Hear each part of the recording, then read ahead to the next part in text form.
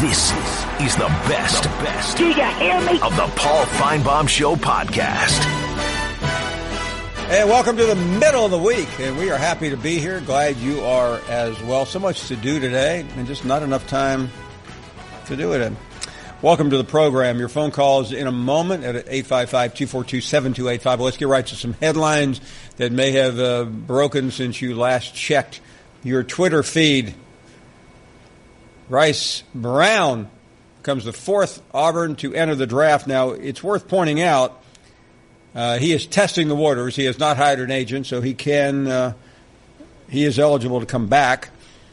He may not, but he certainly was one of the major reasons why Auburn at least got to the NCAA tournament and had such a great year. You got Brown, you got Harper, Wiley. Heron has already signed with an agent or will sign with an agent. If everyone comes back, but Heron, Auburn's going to be in good shape. But if all of these young men end up getting ticketed to the NBA, it will cause Bruce Pearl some headaches. But certainly a lot to talk about at Auburn, and that's not the only place where there is news today.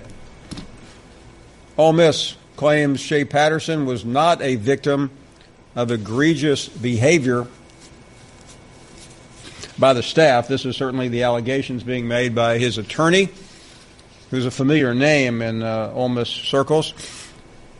Anyway, this is the case that ultimately will be decided by the NCAA, but and don't forget, Ole Miss has not heard yet from the NCAA Appeals Committee, so they are continuing to fight. Meanwhile, a year later, Miles Brennan back again in the starting battle, learning another new playbook with another new coordinator.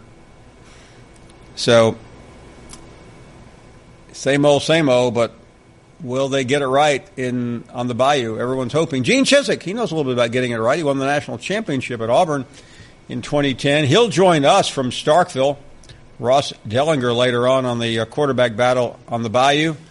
Michael Weiner, remember, this was a story we talked about with Stuart Mandel about attendance in college football on the decline. We'll talk to him later in the program.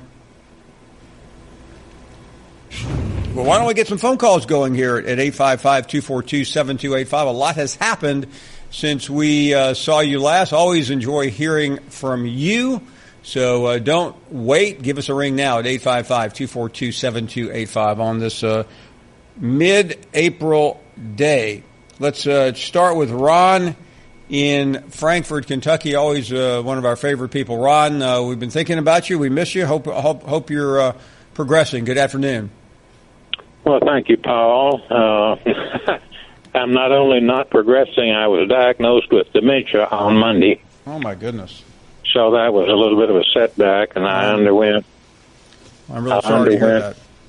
I underwent about 4 hours of testing on Monday, and finally, thank God, I can drive my car locally, not on the interstate, but I can drive it locally.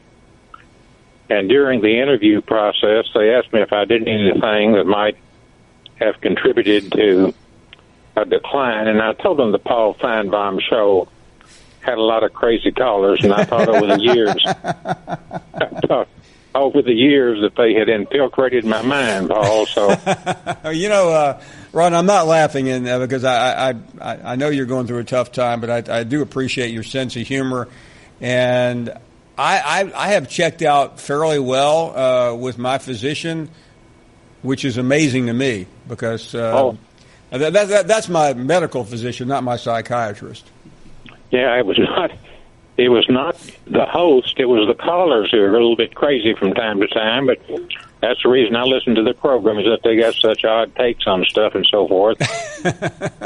Well, I sure hope that Kentucky moves up a little bit on the football arena this year. I don't know. I think they're well coached, and they brought in some good players, but my God, in the Southeastern Conference, you have to be tremendously good even to be competitive.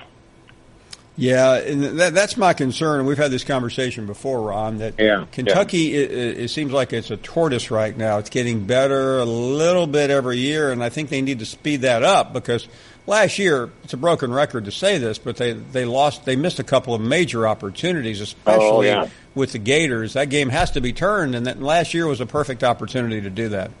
It was. Well, if you have any rich, beautiful women who are also good cooks, and I know that knocks a lot of them out, but a rich, beautiful, good cook, refer over to Frankfort, Kentucky, Paul. I would appreciate it. Ron, I got 3 in mind. I'm sending them your way right now. Thank you, Paul. It's always good to listen to you. Be well, my friend. Really appreciate it. Johnny is up next in Orlando. Johnny, you there? Hello? Hello, Johnny. Hi, is this Paul? It is. Welcome to the show. Oh, thank you, Paul. I enjoy your show. I think you're a gentleman and a scholar. Thank you very much. Paul, I wanted to call, but I just wanted to say something. It maybe put a little humor in people with dementia and Alzheimer's. As long as you forget that you forgot, you're okay. That is pretty good. But the reason I called, Paul, is I wanted to speak a little bit about the total SEC. Obviously, I'm a Florida fan and a Florida State fan. But, Paul, you know, people are talking down here in the places I go, and even on your show, I've noticed people calling in. It's always about Alabama. I was on hold yesterday for a half an hour, and they told me I'd be on the show, and I was on hold for a half an hour, and you took two Alabama people. Well, Johnny, let me explain. Yesterday, well, I'm sorry about that, but yesterday was a little bit extraordinary. Alabama was at the White House, so we were paying a lot of attention to that.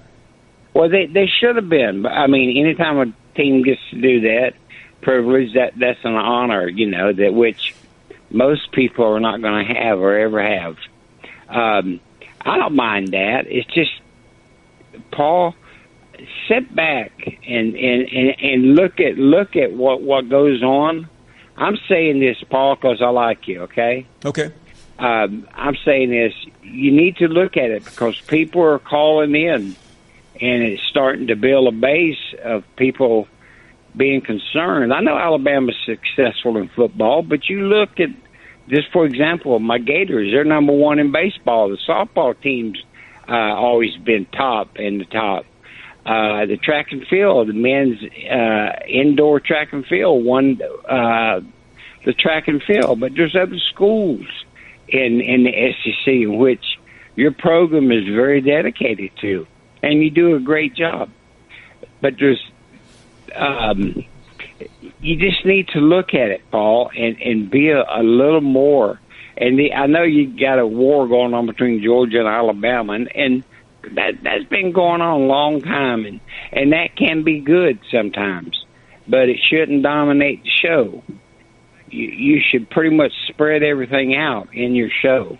And when things happen like what happened yesterday, the Alabama players going to the White House, that's something that you really bring forth and show. I mean, there's nothing wrong with that. I'm just talking about the everyday normal show. And you do such a good job, Paul, at what you do. So I really hope that you will sit back and look and see what's going on, and you know, salvage this thing before it does get out of hand. I don't know when, if it ever would, but there's a lot of people. Well, Johnny, let me say this. I deeply appreciate what you're saying, and I one thing I believe in is self-evaluation every day on this program, and that call means a lot. Thank you for sharing it. All right, God bless you. Thank you very much. Really good deal. So we talked about Kentucky, the Gators. Let's go to Zach in San Antonio. How are you, Zach? Hey, Paul. First time, long time. Thank you very much. First off, Gig'em, we have no complaints in Aggieland. First time I can say that in years. Did you watch the Ole Miss spring game, Paul? I caught some of it, yes. There were about 30 people in those stands.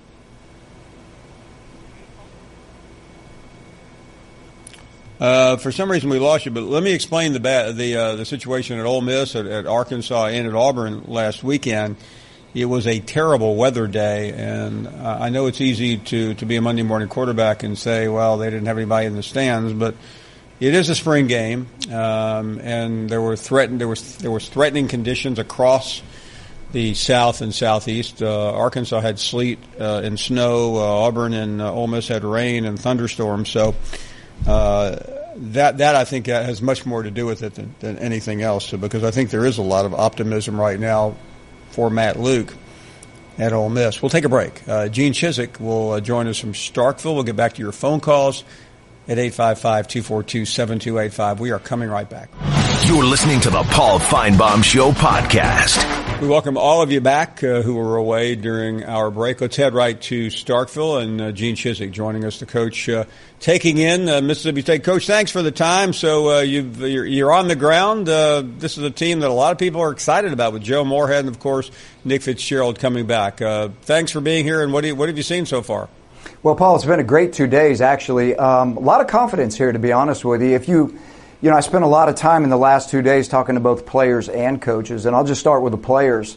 I think that TaxSlayer Bowl did wonders for this football team in terms of, kind of giving them some momentum into the offseason. They're very confident, and they've got a lot of returning starters, 7 or 8 on defense, 9 on offense. I spent some time with Nick Fitzgerald, and he's a very confident guy right now.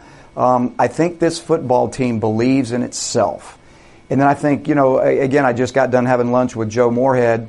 I think he's a very confident coach. I think he believes that they can come in here with what they're doing, the staff that he's put together, take the nucleus that's here, because they've got a great nucleus to build on and build from, take this thing and run with it. So just the vibe I got yesterday, being at practice, talking with the players, I think there's a lot of confidence here in Starkville. Coach, when you came back into this league, you had from Texas, you had in Iowa State, you had been here as an assistant. You knew the league. A lot of other people have followed similar paths. Joe Moorhead's coming from a completely different angle, being at Penn State, having been at Fordham. What did he ask you at lunch? I'm sure he was curious about this league. Well, it was a very interesting lunch. Joe's a very unique guy, and I think that, success has really followed him wherever he's been. And that's why he's a confident guy. He's not a cocky guy. He's a very confident guy. And, when he became the head coach at Fordham, he went in there to a program that was, I think, 1-10. 2 years later, they won a championship. He won a couple of championships there before he went to Penn State and became the offensive coordinator. Obviously, the success they had there with under James Franklin was big. I just feel like, he doesn't care. There's going to be a lot of, and we talked about this, there's going to be a lot of, talk about, hey, look, you're not from here, recruiting in the South, all those things. Like he said, I think I can recruit anywhere. It's about relationships. It's about people. And he certainly feels confident in his coaching ability and his coaching skills. So he doesn't come in here with his hat in his hand. He feels very confident that he's the guy for the job, and he's ready to get this thing rolling. You certainly are a defensive coach, and we've seen some pictures making their way around with you and the defensive line. Many believe it's certainly going to be among the very best, certainly the duo that you were hanging out with. Right. Tell us your assessment of the defense especially. Well, you talk about confident guys, Paul. These guys are very confident. And again, I call these guys on the defensive line the great erasers. When you look at great defenses, you're looking typically at things that start up front at the point of attack, and you have some real guys up there, and they can erase the mistakes of all the people that are behind them by just simply how they play. And so yesterday we talked a lot with Jeffrey Simmons. We talked a lot with Montez Sweat, who came into the league last year. Nobody really knew who he was, and all of a sudden he just led the league in sacks and was a first-team All-SEC guy. And, of course, Jeffrey Simmons, a 5-star guy coming out of high school, and he has torn it up in this league. I can't remember, Paul, the last time there's been 2 coaches poll first-team All-SEC guys on one defensive line that have both returned together. Usually you get one guy that comes out or 2 guys that comes out. Both of these guys come back, and they were adamant about coming back because they really have a great vision for what this looks like. They're very confident with their defense. I watched them practice yesterday. They got talent on the field. Dan Mullen did not leave the cupboards bare here. You got big, long corners on the perimeter. Mark McLaurin, number 41, the safety, had 3 picks against Lamar Jackson in the Tax Slayer Bowl, tied for the lead in the SEC in interceptions. And you got those guys up front that can really change the line of scrimmage. So I think defensively, Bob Shoop's going to come in here. He's got the bases loaded, so to speak. But they're all confident and they're ready to go. Talking to Coach Chizik in Starkville, we've discussed the head coach, obviously, the defense. Everyone wants to know about Nick Fitzgerald. Give us your read on what you've seen from him so far and what you expect. Really interesting, Paul. I had a great conversation with him yesterday. This is a confident guy. And, everyone obviously is going to say, well, where is he in the rehab with his ankle and things of that nature? They're smart about how they're proceeding. They have to be very judicious on exactly how fast they're going to progress him. Went out to practice yesterday. He's throwing 7-on-7. They're not doing anything to put him in harm's way where somebody could roll or fall into his ankle. They feel like he's ahead of schedule. He certainly feels like he's ahead of schedule in terms of where his ankle is. And when you have those kind of gruesome injuries like we saw, a lot of those things, Paul, become just a mental game with the player in terms of how fast they come back. And he is ahead of the curve right now. He's saying all the right things, but he's stepping into his throws. You don't really see any noticeable limp or anything. When you watch him, he feels 100% confident that he will be ready to go come fall camp. They're being smart the way they treat it right now. And quite frankly, talking to Joe today, Joe feels really good in terms of his progression and learning this offense. He feels like Nick is a cerebral guy, that he can handle all of the new concepts that he's bringing to the table, and that he's thrown the ball, all the circumstances as they are, he's thrown the ball well. So I think there's a lot of hope, and he knows what Nick can do. He talked today about he knows what Nick can do with the ball in his hands, running the football. They're trying to work on challenging the ball vertically down the field, and they'll do their easy access throws as well. But I think that's a real point of emphasis on throwing the ball down the field. That's what he was big at Penn State on, and that's why they had so much success there. Before you go, and these are always speculative questions about it, where a team fits in the SEC West, because we know what the top looks like. But after Alabama, maybe Auburn, many expect Mississippi State to be right in there. You're just guessing now, but you know more than we do. From what you've seen of this team and what you know of the league, how do you think they're going to project in the fall? Yeah, that's a great question, Paul. And again, they've got the bases are loaded. Like I said, they've got the players in place. There's so many variables when there's a new staff. How fast is the buy-in factor? Right now, they're undefeated, so the buy-in factor is extremely high. What happens in the second game of the year and the third game of the year if they stumble and get beat by 2 touchdowns, 3 touchdowns? How does the team respond to those type scenarios? So there's a lot of variables. But I will say this. If offensively they catch on to the scheme that Joe Moorhead brings in here, if Nick Fitzgerald becomes as healthy 100% by the time kickoff opens September 1st, if all those things fall into place, I think you're looking at a potentially dangerous team, because defensively they've got real dudes out here. I watched them practice yesterday. They've got some real cats. If all of those things fall into place, I think you're looking at somebody that can challenge and make a lot of people in the West nervous. If those things don't fall into place necessarily, if Nick gets banged up in a scrimmage or you don't know how he's going to respond with his injury, there's so many variables like that you don't know. But the table is set.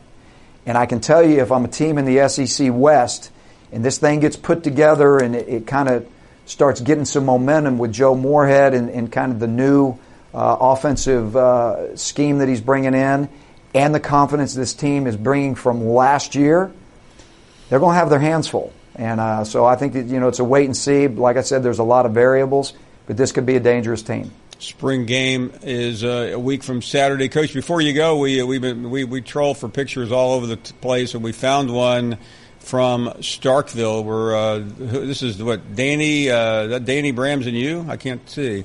Well, Brams is here. We were supposed to eat lunch together, but Brams ate all our food, Paul. So Joe and I just starved and just talked. That's all we could do and drink iced tea because Brams ate everything. Yeah, listen, we understand that. We'll send him back home. He's got work tomorrow to do. Absolutely. Coach, great to be on with you guys. Thank you very much. What a pleasure. Gene Chizik joining us from Starkville. Danny Bram. There is a weight limit on the plane. I've flown out of Columbus, Mississippi before. We are up against a break. More of your phone calls at 855-242-7285. Back after this. You're listening to the Paul Finebaum Show podcast. You're not worth a flip. Next. You're holding up the line, ma'am. What did you say? You're next in line for the water slide, ma'am. Feet forward and enjoy the ride. Okay, dearie. This does look fun. Whee-oh! You melted me. I've melted. The Wicked Witch of the West on a water slide? Surprising. What's not surprising? How much you could save by switching to Geico. See what you've done. Oh! Geico. 15 minutes could save you 15% or more. Welcome back to the program. Much more to come as we roll on a Wednesday. Couldn't remember what day it was. How about Alicia in Augusta? How are you, Alicia? Oh, I'm doing wonderful today. I just wanted to share one little tidbit with you. My father coached Kenny Stabler back in the early 60s, he was the one who named Kenny Stabler the Snake. Did he really? Why? Yes, he sure did. Denzel Hollis, because he said that he ran across the football field like a snake very fast. And my dad passed away a few years ago of Alzheimer's, but I graduated from Bama, and I went to Augusta, Georgia, just retired from teaching school 30 years. And I enjoy your show, and I watch it very often. Thank you. And now that I'm retired from teaching school, I can watch your show more often. And I just want to thank you so much for taking my call today, and just want to let you know how much respect I have for you and your show. And I just want to thank you so very much. Well, Alicia, first of all, thanks for sharing the information about your dad. That must have been quite a memory coaching someone like Kenny Stabler. We appreciate that. Congratulations on your career in teaching, and we're glad to have you here. Oh, well, thank you, and I'm still a Bama fan and always will be. Everybody in my family graduated from Bama, except my brother. He graduated from the Naval Academy at Annapolis. But we're all Bama fans and go to many of the games as often as we can. And I marched in the band at University of Alabama during the Dr. Ferguson days, and I was there during the Bear Bryant days as well. But again, I just want to thank you so much, and I'll bring in a call sometime soon during the football season, okay? And thank you again. Alicia, thank you very much. So good to hear from you. Really, really cool call. How about Randy is in Georgia? Randy, welcome to our program, and good afternoon. Well, good afternoon, Paul. Sounds like it's going to be another fun show. Always. Hey, just a couple things. First of all, I like Chizik a lot better in the booth than I do on the field. I think he's pretty darn good. I really do. He's very good. I worked with him the night of the national championship game, and he's fantastic. Yeah, he's smart. I've seen him on different shows, and he always has some nice. He's smart. Is the way he analyzes the games? He always makes some good points. So I got to give that to him. Here's why I called. It just seems like you can't go a day where you either get a phone call or somebody calls up and says, I want the show back the way it used to be, or you get a phone call that says there's too much conversation about Alabama. Now, being a dog, I'll tell you that, yeah, I get tired of hearing about Alabama, but guess what? Alabama's at the top of the conference. They win the national championship every other year. So who are you going to talk about? And as far as other sports, that's great. Georgia does some nice things in other sports too, but this is the SEC, and football is king. So until we win ourselves a little more, and that includes Florida, and that includes Tennessee and whatnot, you're going to hear more about Alabama. You're going to hear more about the West. That's just the way. Well, Randy, listen. I mean, there are a lot of really smart people plan this show out every day, and there's only so much you can plan. Some of it is, if not a lot of it, is unpredictable. And one thing we try to do is go with the flow. There aren't any other 4-hour programs that are unscripted. Most of them are pretty heavily produced, and so I get it. I'd like to hear about everyone at different times, but let's be honest. There's some things we don't want to just force a conversation to talk about X school when there's nothing to talk about. Yeah, and know this too. And Johnny really should know this. There isn't a Georgia fan out there that is more concerned about Alabama than they are Florida. Exactly. They're still the number one rival. They're still the one that if we had to choose one win a year, that's the win we'll take. Absolutely. Every time. So, anyway, enjoy the show. I think it's Thank you very much. Really do appreciate that call. That was fantastic. Great to hear from you. Johari is in Texas. You're on the air. Go right ahead. Hey, Paul. Hi there. I just wanted to know, with everything Alabama did this past season coming up, I would like to know would they be back to where they are with all the people that they lost and all the people that Georgia has coming back. Do you think we can see that situation play out again? Because Georgia had the game. Yeah, but Johari, remember something about Georgia. They've lost a lot of key people as well. Correct, but they had, I think, a few people coming back on offense that was some top key players, and they had a good defense that was coming back. What Alabama did, they did one thing right in the national championship. That one play that cost Georgia the game. Georgia dominated the game from start to finish.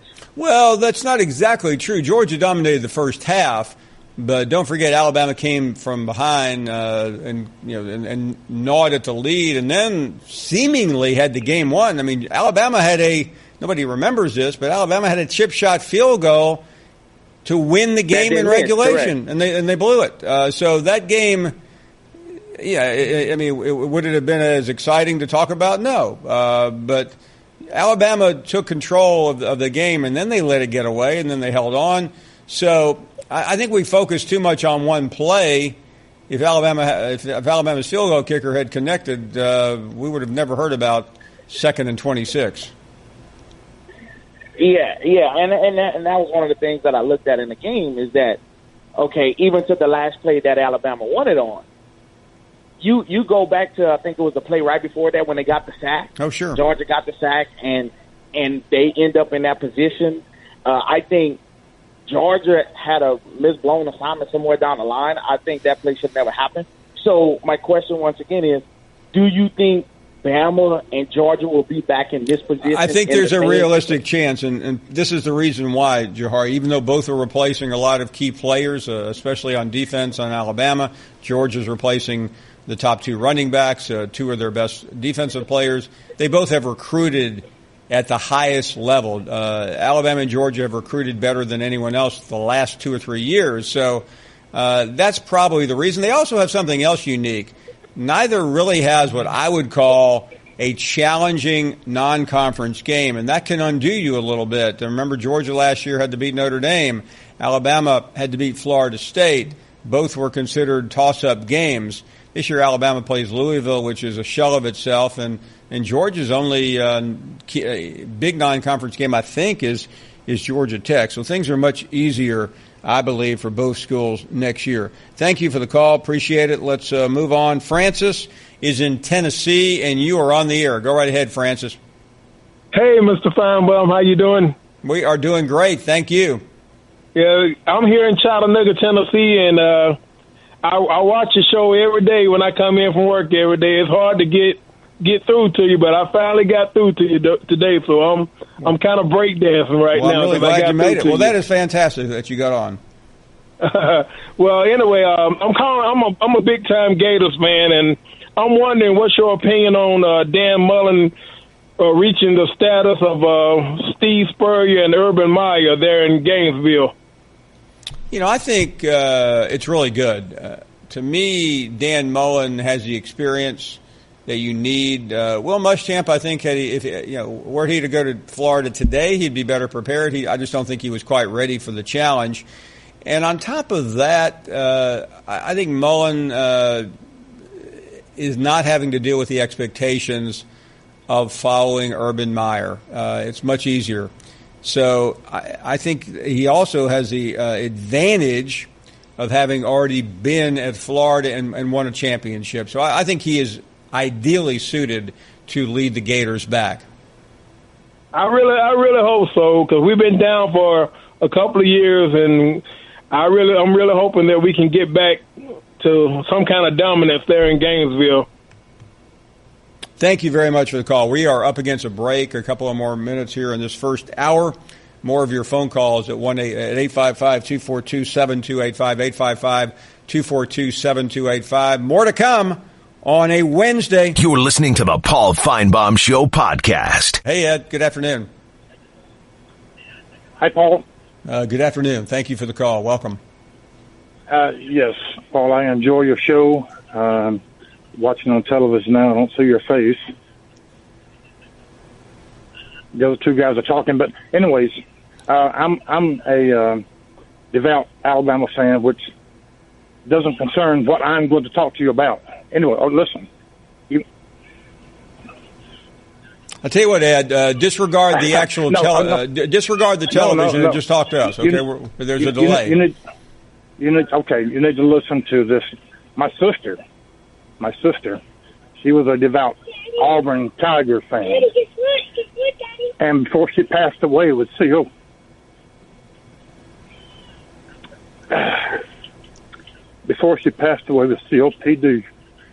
we wanted to take her to see the Auburn Tiger game, and I had to roll her in a wheelchair. I'm sorry. Ed, take your time. Okay. Everyone talks about Alabama. Alabama's great, okay? They are good. And Auburn, she loved the Auburn Tigers. She wanted to go, before she died, from COPD to watch the Auburn Tigers play, and we couldn't get her there in a wheelchair. And her last request, Paul, she wanted everybody to wear Auburn Tiger shirts to her funeral. She was cremated. Oh, my goodness. And, okay, Paul, you got to get your tissues out. That's okay. That was my baby sister. And you talk about Alabama, Auburn, she loved Auburn. She would, when I'd call her, she'd say, "Hey, Elwa." She wouldn't call me Edward. She would call me Elwa since she was a baby girl. I was her big brother. We have other brothers, but that are older than me, but she'd always call me and say, "Hey, big brother, how are you doing?" And I say, "Roll Tide." She'd say, She'd say, "Oh, no, War Eagle." I said, "Okay, whatever you want to say." But to go back, she loved the Auburn Tigers. She did. And we wanted to take her to that game, but we couldn't. But we did all Alabama fans in my family wore Auburn T-shirts to her funeral. And, Paul, I enjoy your show, and I just wanted to say Alabama is good, but she loved Auburn. And I can't say anymore. I'm sorry. Ed, thank you very much. We do appreciate it. Paul. Thanks. Yes, thank you. I know it wasn't easy, but we really appreciated that very much. Wow, that's an amazing call. Millie is up next. Well, hi, Paul. How are you guys doing today? I loved your show yesterday. It was really a cool one, funny.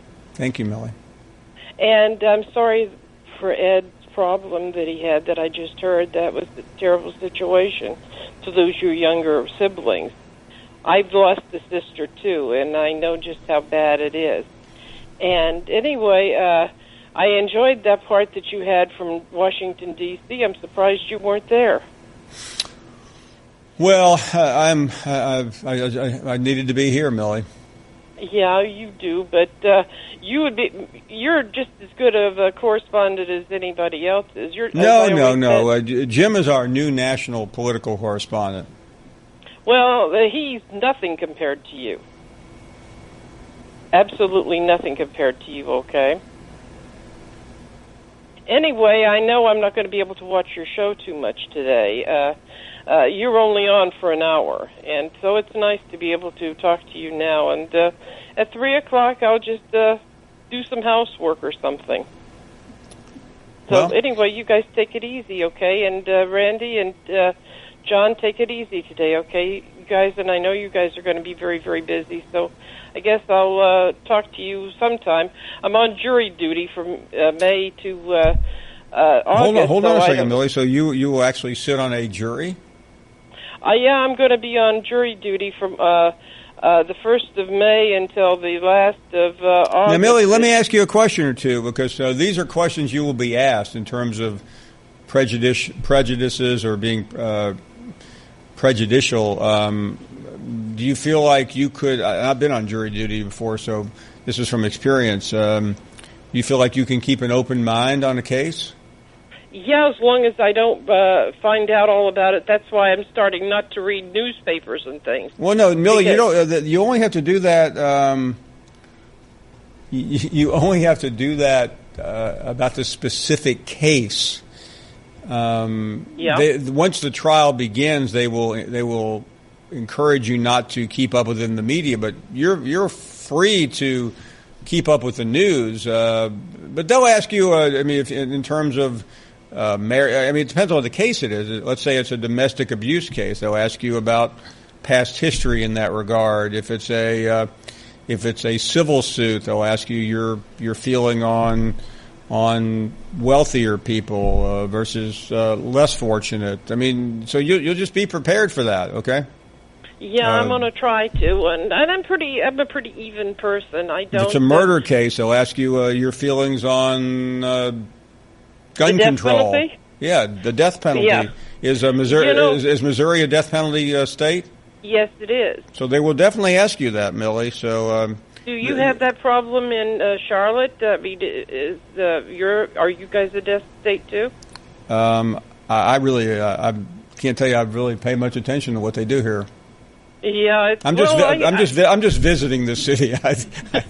I'm not learning too much. You're not visiting. You're not visiting the city. I'm renting right now. I'm not buying. Oh, you're renting. Oh, okay. Well, your wife has such a prestigious job there, so I guess you are there for the duration. As long as she wants to be here, I'll be here. I do whatever she tells me to do. Well, it's so nice to be able to talk to you today, and I know you're going to be going. Well, thank you, Millie. Yes. Thank you very much. By the way, Millie mentioned that there is a baseball game coming up, but we are not done yet. We will move over to the radio side. You can also get it on the ESPN app, satellite, and your local affiliate. A couple of guests to come up. You're listening to the Paul Finebaum Show podcast. Put a little cherry on the top. It was BYOG, bring your own guts. This is the best. Do you hear me? Of the Paul Finebaum Show podcast. We welcome you back. Glad you're here, and you can join the show at 855-242-7285. 855-242-7285, and John Hayes with me here. John, it's been a fairly quiet day. It's been fairly quiet spring, really. It has. And that's why I wanted to talk to Ross Dellenger, the Baton Rouge Advocate, today, Paul. I haven't heard anything about the LSU quarterback situation. We've talked a lot about the head coach, Ed Orgeron, the low expectations down there in Baton Rouge. But quarterback's been an issue on the Bayou for as long as I've been covering the conference, for the last 5 years. And it seems to still be an issue. I don't know who the guy is going to be. Have you heard any rumblings down there in Baton Rouge about who can play quarterback? No, I haven't. It's incredibly quiet, and it's the biggest issue going. And I think if they don't solve the problem, guess what? They could be in for a long year. You're right. And Ed Orgeron, if he's going to have a long, sustainable career in Baton Rouge, he's got to get somebody under center. Dave Aranda, the fact that he stuck around, Paul, and even through the transitional period there, it's a big plus for Ed Orgeron because he can kind of look on the defensive side of the football and say, let's focus on offense. Aranda's going to handle things for me on defense, but I still don't know what to expect. You lose Matt Canada, and there's a new identity in Baton Rouge all over again. And we're sitting here, Paul, Gene Chizik comes on the show, and we're talking about Mississippi State. Are they a contender in the West? What happened to LSU? I don't know.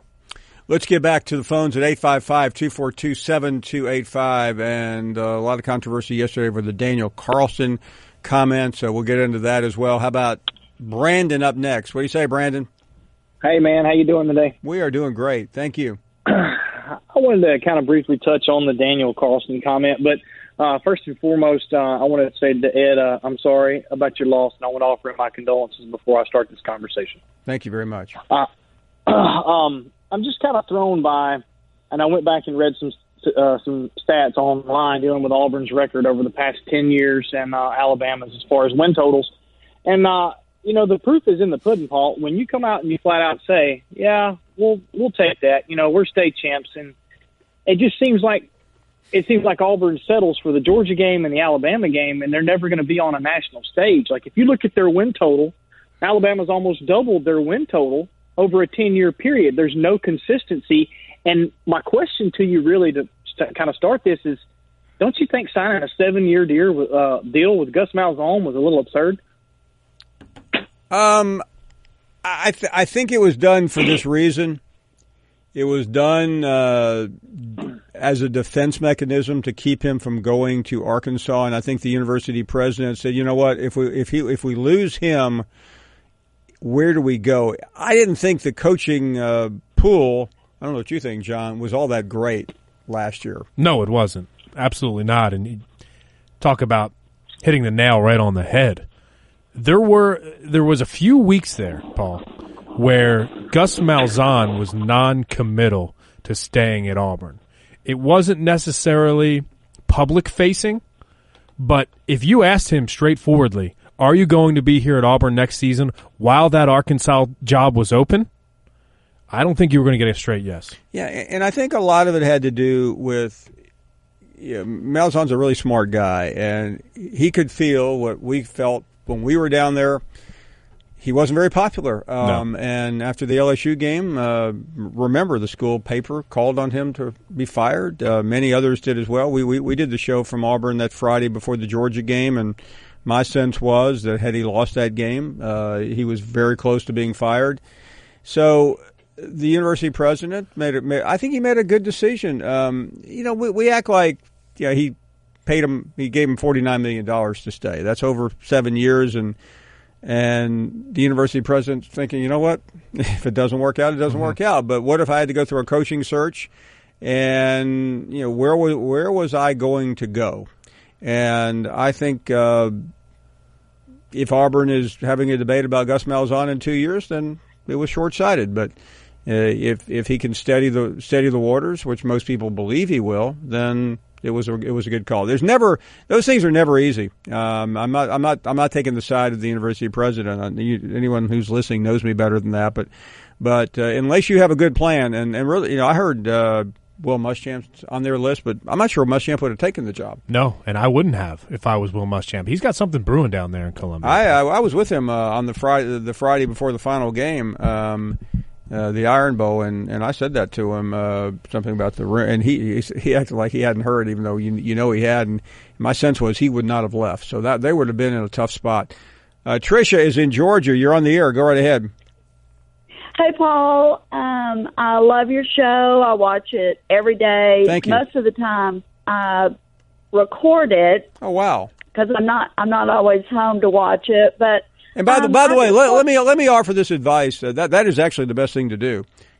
Just do the what's it called? You put it on your automatic record. every day. Use your DVR. Right. Yeah, just set the series record every day. That way, every time Jim from Tuscaloosa calls in, you can just hit the fast forward button and then wait until the end of his call and start right back up again.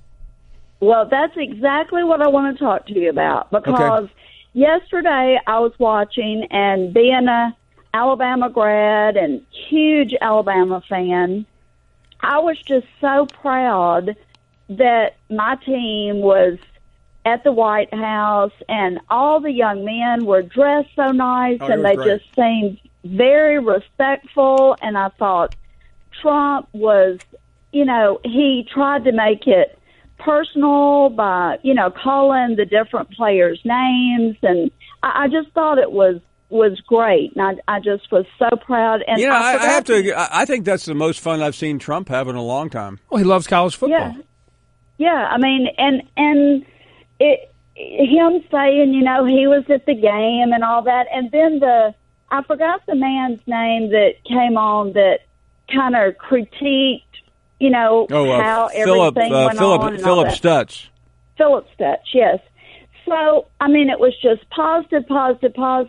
And then Jim calls, and to be honest, every time he comes on, I just fast forward. It's just, I don't know. He lives in Tuscaloosa, so I'm assuming he must be an Alabama fan. I don't know, but never, ever, and I watch the show every day, have I ever heard him call and talk about football? And yesterday, let me say this about Jim.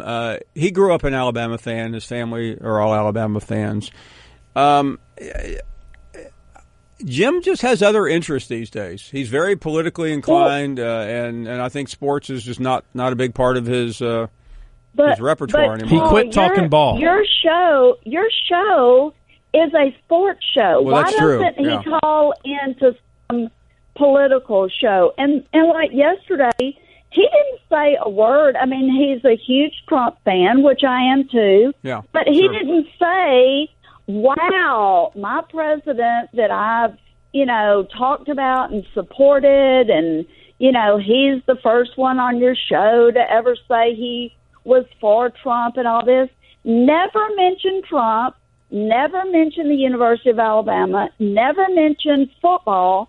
All he could talk about was that this Philip Stutz was your again, Jim, person in Washington instead of him, which was ridiculous. Yeah, that's a.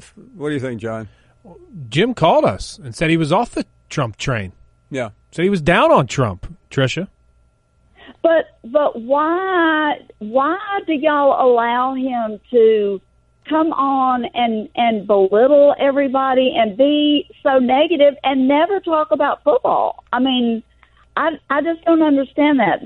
That's fine. You know, like Daryl, he kind of gets, you know, out in left field, but at least he's talking about his team. And all the people that call and they're, you know, talking about sports, Jim never talks about sports. So why don't y'all say, you know, if you're not going to talk about sports and all you're going to do is be negative when you call, then don't call, or put out some kind of survey and say, how many people that watch the Paul Finebaum show like to hear negative Ned, you know, and all he does is talk about what he doesn't like. He doesn't like Paul. He doesn't like, you know, the callers.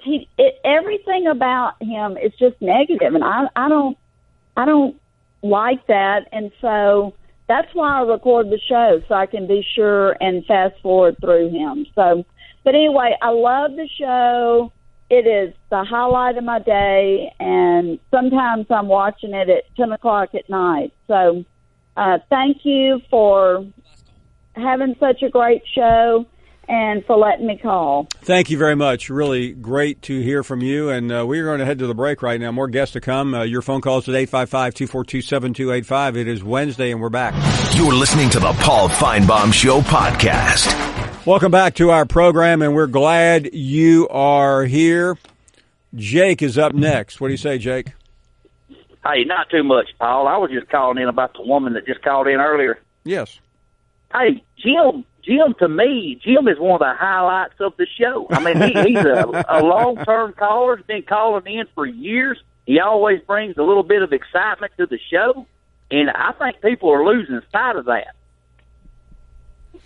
Well, listen, ultimately the person to blame for anyone who gets on the air here is me. I mean, I'm not trying to compare myself to a symphony conductor, but a lot of it is you're just kind of looking down in a split second and making a gut call on the person that you think will help the flow of the show go the best.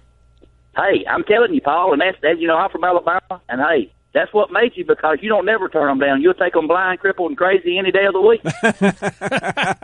That is true. And that's a fact right there. What I was just going to call in and tell Jim, hey, I mean, who else can hit better than Ted Williams? I mean, that's great stuff right there. Thank you very much for the call. It's funny. I was on another show today, John. Appreciate the call, Jake, in Alabama, and the subject happened to be legend.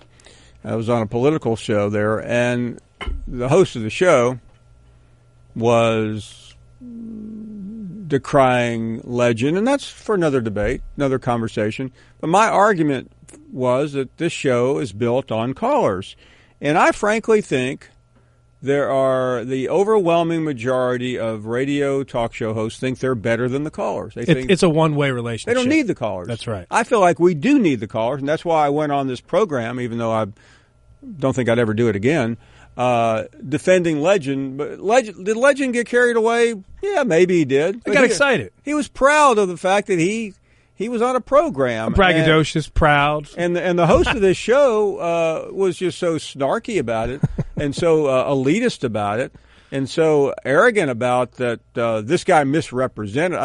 Like talk show, like hosts of shows don't misrepresent things far more important than whether a caller to the Finebaum show is actually a co-host of a program that everyone knows is a sponsored element by a race course. Absolutely, you're supposed to relate, Paul, to the blue collar fan, the blue collar worker, somebody who's hanging in their truck on a Wednesday afternoon listening to the show. You got to relate to that person. You're not supposed to act like you're better than that person. No one wants to be talked down to. But this guy was clearly talking down to his callers because he is the all-knowing host of a show.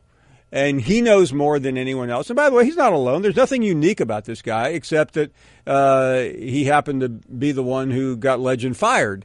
And it just really irritated me. And I came away, and I'm not one of these guys that rail against the media because I'm part of the media, and I've been part of every aspect of the media throughout my career. And I've seen the good and the bad from the print side, from the digital side, from the radio and the television side. But when people behind the microphone or behind the camera start thinking that they're better than everyone else because they're on, and they better realize that the people at home are what makes this medium work and operate. That's right. And Paul, you've had every opportunity to kick these callers to the curb. I've been in meetings where people have said, we don't want those folks calling the show anymore. They're bad for the show. I've been there, and you've stood up for them every single time. And listen, I'm not making threats, but if people don't want me to do that, I'll find somewhere that they will. That's what makes this so unique. I've done shows where you don't ever talk to anyone, and at some point, I mean, there's only so many people you can talk to that are interesting, and quite frankly, not that many analysts I find very interesting. Some are great, some aren't. Wouldn't it become nauseating to hear yourself speak for 4 hours straight? Yeah. And by the way, some people do it really well. Colin Cowherd, I think, is one of the best. He has a method to how he does it. There are political talk show hosts who don't rely on calls. I've had people criticize me saying that guy's a clown. Mm-hmm. Yeah, he couldn't do it. I've never said I could. To me, the key to this is the interaction, not me pontificating to you for 3 hours or 4 hours on how much I know. I don't ever claim to know very much, but I always leave here better informed than when I came, thanks to people that call in the show. Justin is in Cleveland, and you're on the air. Paul, I wrote a song for you today. Called "Can You Please Crawl Out Your Window" by Bob Dylan. You ever heard that one? Yeah, I remember Dylan singing a song similar to that years ago. Yeah, and if you're not a Dylan guy, maybe you're a fan of the Doors. Oh, they wrote a little tune called "The Cars Hiss By My Window." You're a big Doors guy, aren't you, Paul? I do like Jim Morrison. I sure do. Well, check that one out, Paul. Yeah, I'm actually I'm probably a bigger Dylan fan than I am a Doors fan. But well, I mean, maybe you like Reverend and the Makers. They kept it simple. Open your window. Check that one out. Yeah, Love you, Paul. that was. Thank you very much. That was actually pre me listening to. I think that was a mid '60s song. I became more of a Dylan fan later. Now that was the Doors era, though. I mean, the Doors are still pretty big today. I mean, in terms of people going back in time, they're a very influential group. And I remember that song. Does that guy feel better about himself that he made fun of? Didn't Mark do that same take yesterday? He did. Throws out the Winder. There it is. Winder licking good. Is that KFC's new motto? Anyway, if you would like to call in, you don't have to. We won't make you. 855-242-7285. As you can tell, it's happy hour here on the Finebaum Show. Coach is up next. Hey, Paul. How are you today? We are doing fantastic. Thank you. Great. I got a Tennessee football question I'd like to ask you, but first I want to just kind of mention the show to me, and I've listened for years, and I want to tell your listeners now that they can't view it because of the Tennessee baseball game being on, that it's not only informative, but it's entertaining. And that's all, that's at the end of the day, that's kind of what I think you guys have always shot for. You're not just, we can talk about a lot of different things, whether it be sports or non-sports related. I mean, it brought me back the other day just talking about Shoney's. That was the first place I ever ate growing up. That's the only restaurant we had in town. I mean, to me, Coach, I'm always careful when I talk, 'cause I may end up biting the hand that feeds me. But you have to be entertained. I mean, this is not a 30-minute show where it's set, you do this, you do that, and then you're off the air. I mean, this is a long program that a lot of things happen, and many of them are impromptu.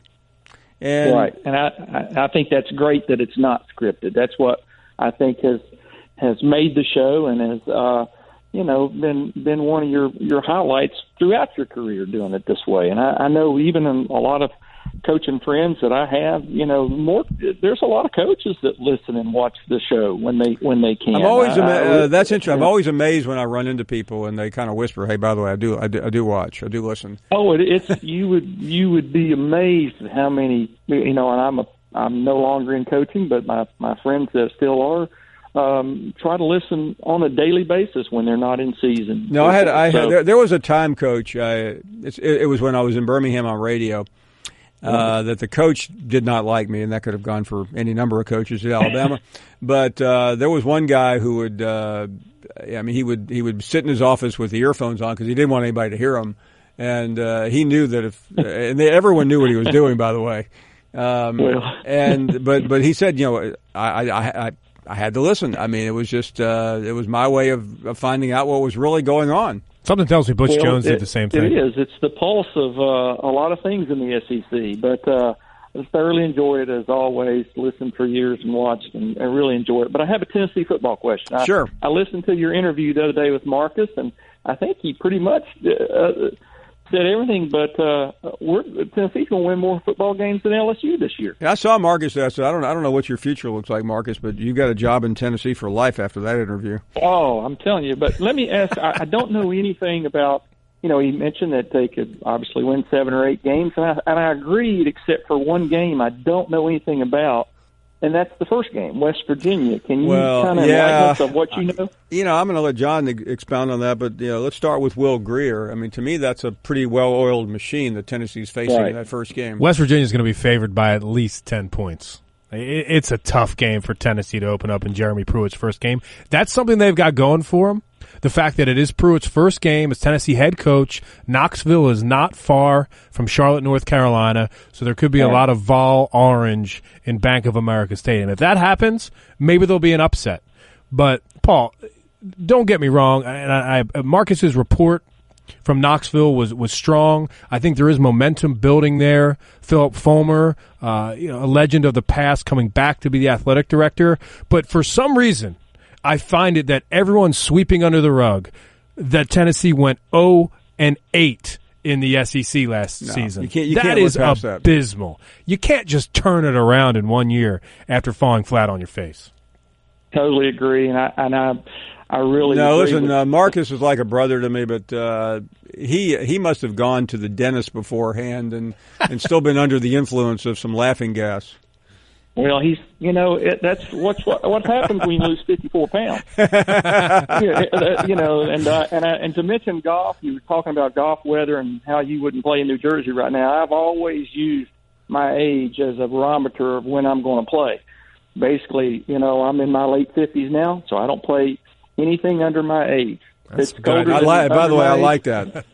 That's pretty much my theory in golf these days. So, but hey, I thoroughly enjoy the show, and I think to your listeners that are still listening, the entertainment and information standpoint behind the show is what keeps people watching and listening, and I really enjoy it. Thank you so much. What a great call. We really appreciate it.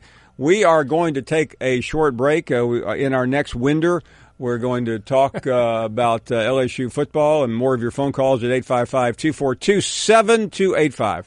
Kudos out the window. You're listening to the Paul Finebaum Show podcast. You're not worth a flip. Everyone in the neighborhood knew about Bobby. Bobby, the basketball boy, they called him.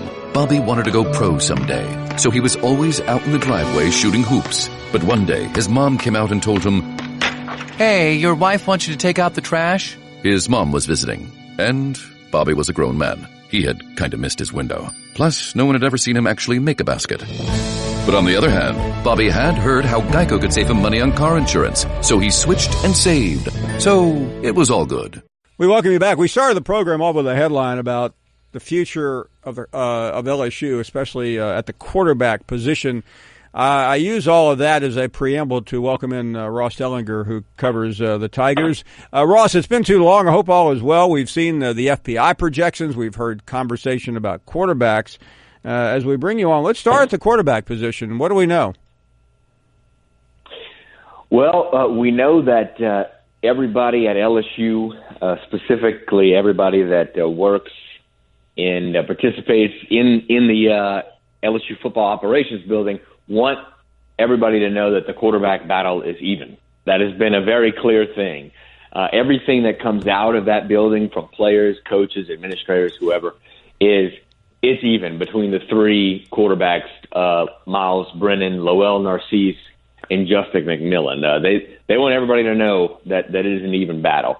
As we all know, Paul, it's probably not necessarily exactly true. I'm sure that, and I think all the three quarterbacks do something better than the other, and Ed Orgeron's made that pretty clear. He's been pretty honest about each of their characteristics on the field. Miles Brennan is a better pocket guy. He's got a more accurate arm. Lowell Narcisse, thicker, big frame guy, can do the zone reads, a good runner, and a powerful arm himself as far as throwing it down the field. And Justin McMillan is that guy that kind of brings, I think, both characteristics of the other two quarterbacks and brings 3 or 4 years of college experience. So you've got a little bit different in each, and I think they're right now when you talk to people who do go to those closed scrimmages, they're kind of using the quarterbacks differently when they're in. So LSU's offense kind of looks different depending on which quarterback is in there. Ross, do you think any of the three are good enough to lead LSU at least back to a seriously competitive position in the SEC West?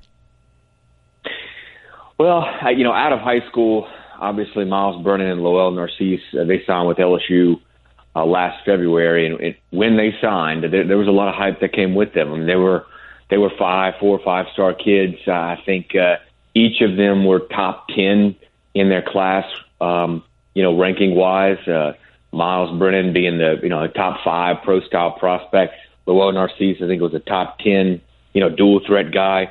So they've got talent, and they've just got different, as we just talked about, different characteristics of talent. I have no idea if one of those guys could lead LSU to a championship. But I'll tell you this: as you know, Paul, it kind of depends on other people around them as well. And that's the thing this year for LSU is that years past they've had that sturdy, solid, proven running back they can always count on. This year they don't necessarily have that.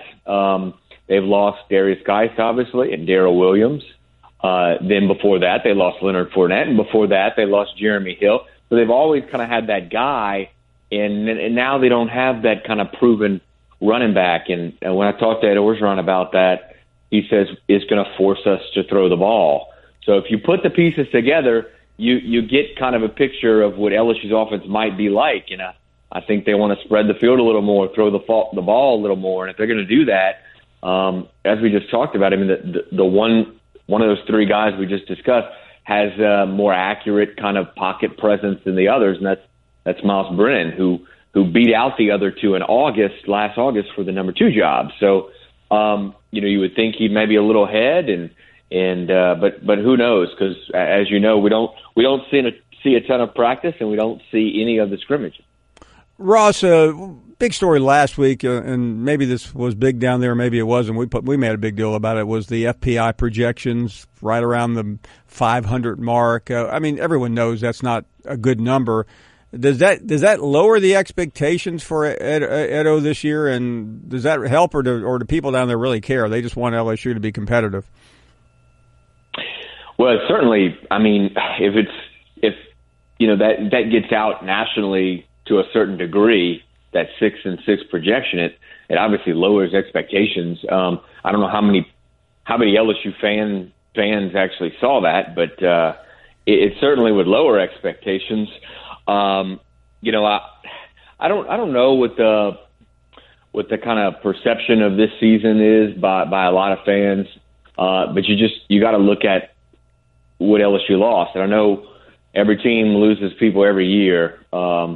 But the Tigers lost arguably, 13, 14 starters overall. I mean, their offense has just lost about 12 significant players, 10 to 12 significant players who either started or played in a key backup role. So I think that's their 2 best running backs they lost. Their starting quarterback they lost. Their 2 top receivers they lost. They lost both of their tackles. Their center. I mean, it just goes on and on. So to expect something huge from an offense that lost so much in a new offense that they're installing I don't think fans necessarily expect that this year. LSU's going to lean on the defense, and I know that's what fans don't want to hear, but this is a defense that I think the front seven is going to be pretty salty. Dave Aranda's in year 3. They've got to lean on that D and hope that D kind of keeps them around in some games so they can win late. Talking to Ross Dellenger, I want to talk to you about the offense. Certainly, Steve Ensminger drew a lot of attention arriving, primarily because of what had taken place before him.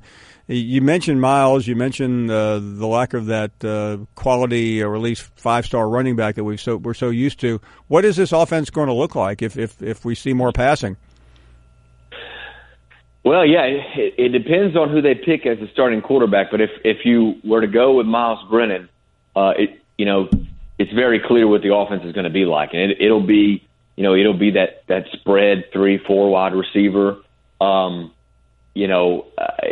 lot more passing, a lot of one-back sets. Maybe under center, 1-back, 3 receivers, shotgun, 3 or 4 receivers, and it's going to be leaning on that kind of short, intermediate passing game where Miles Brennan thrives. He's really accurate on those throws. He was a record setter, Mississippi quarterback, and he's good with that. So if you're going to go with Miles, it's probably going to be that type of game, a lot of play action, a lot of bootleg, getting him out of the pocket. But it's going to be leaning on the pass, I think, more than LSU's offense has in the past. You go with Lowell Narcisse or Justin and McMillan, you're going to probably have more of that zone read. There's going to be a lot more shotgun.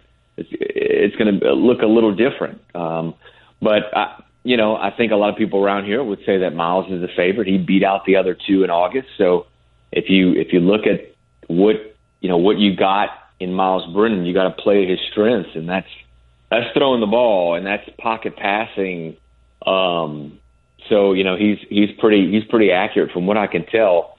When you talk to people who do go to those close scrimmages, he's got some zip on those passes. He's pretty accurate on those intermediate shots. So I would expect a lot of people around here have brought up the LA Rams offense, what they did last year, and that's something that LSU's going to go out and visit the Rams, their coaching staff, after the spring. So they're, that kind of offense that they ran over there last season that thrived in the NFL. I think you might see some concepts that LSU's going to pull for that if they do go with Miles Brennan. Finally, Ross, and these are the hardest questions to answer, but it is April, so why not throw them at you?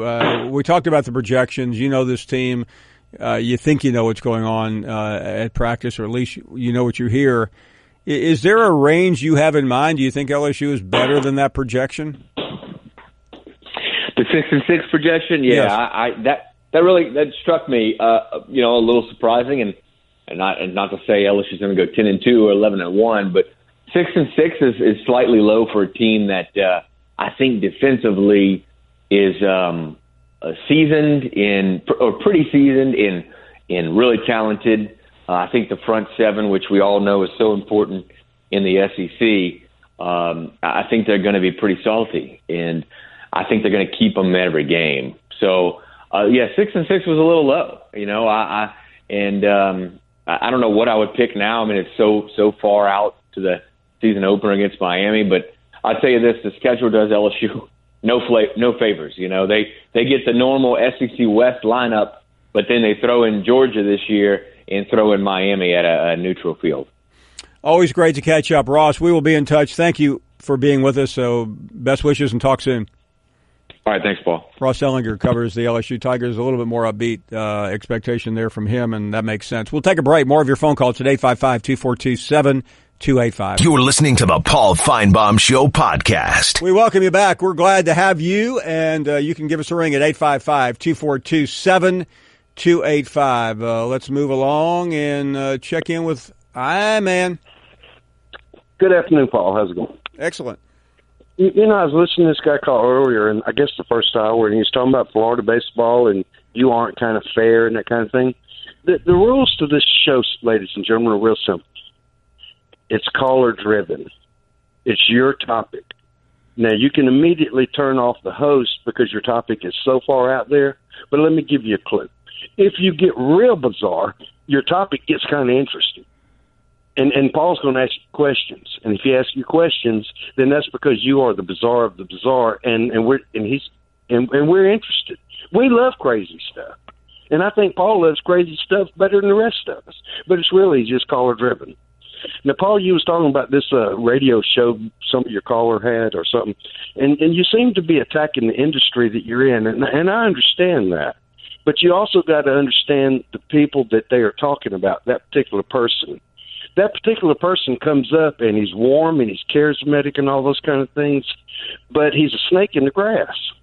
And he says he's rehabilitated. You think he's rehabilitated. I noticed the thing he said the other day was, that was 20 years ago. Well, for 60 years, I never killed anybody either. And I know a lot of people that never did. So it may be a new record for him, but when does he quit dragging that dead boy around and flaunting him to promote himself? And with this $80,000 a year job, is he paying any restitution? The guy is so self-centered, he's a complete turnoff, and he's a jerk, and when you meet him and you talk to him, he moves in on you. And then before you know it, you can't get rid of him. And then he starts lying and those kind of things, and he tries to be intimidating like his running buddy. But he's got to understand that hood rat stuff don't play in the real world with real people. We're not going to tolerate that, and most people won't, and most people are not scared of it. Now, you said something yesterday about somebody almost coming to blows, and they did. I don't know that you saw that. And wasn't that you and K-Dub? Yeah. Yeah, if anybody touched anybody, I leaned into K-Dub. K-Dub never touched me. Okay. He wouldn't even shake my hand because he felt like I should have done it in front of everybody. And then he goes off with his hood rant, hollering and screaming and pointing and stuff. I never ran from him. You're listening to the Paul Finebaum Show podcast. Put a little cherry on the top. It was BYOG, bring your own guts. This is the best. Do you hear me? Of the Paul Finebaum Show podcast. We are back for the second half of the show, and we're glad you're with us. And give us a ring at 855-242-7285. We had Gene Chizik on earlier from Starkville.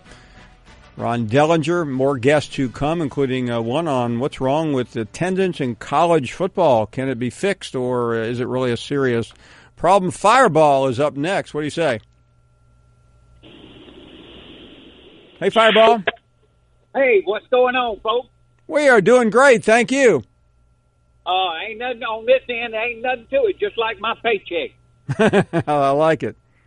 Hey, Paul, I'm just a blue-collar redneck down here in South Alabama. And I'm going to tell you what, 75 or 80% of one, he's selfish and insecure because when you don't agree with him, he's got to start screaming and hollering and calling your name. When it comes to calling the name, that's crossed the line. And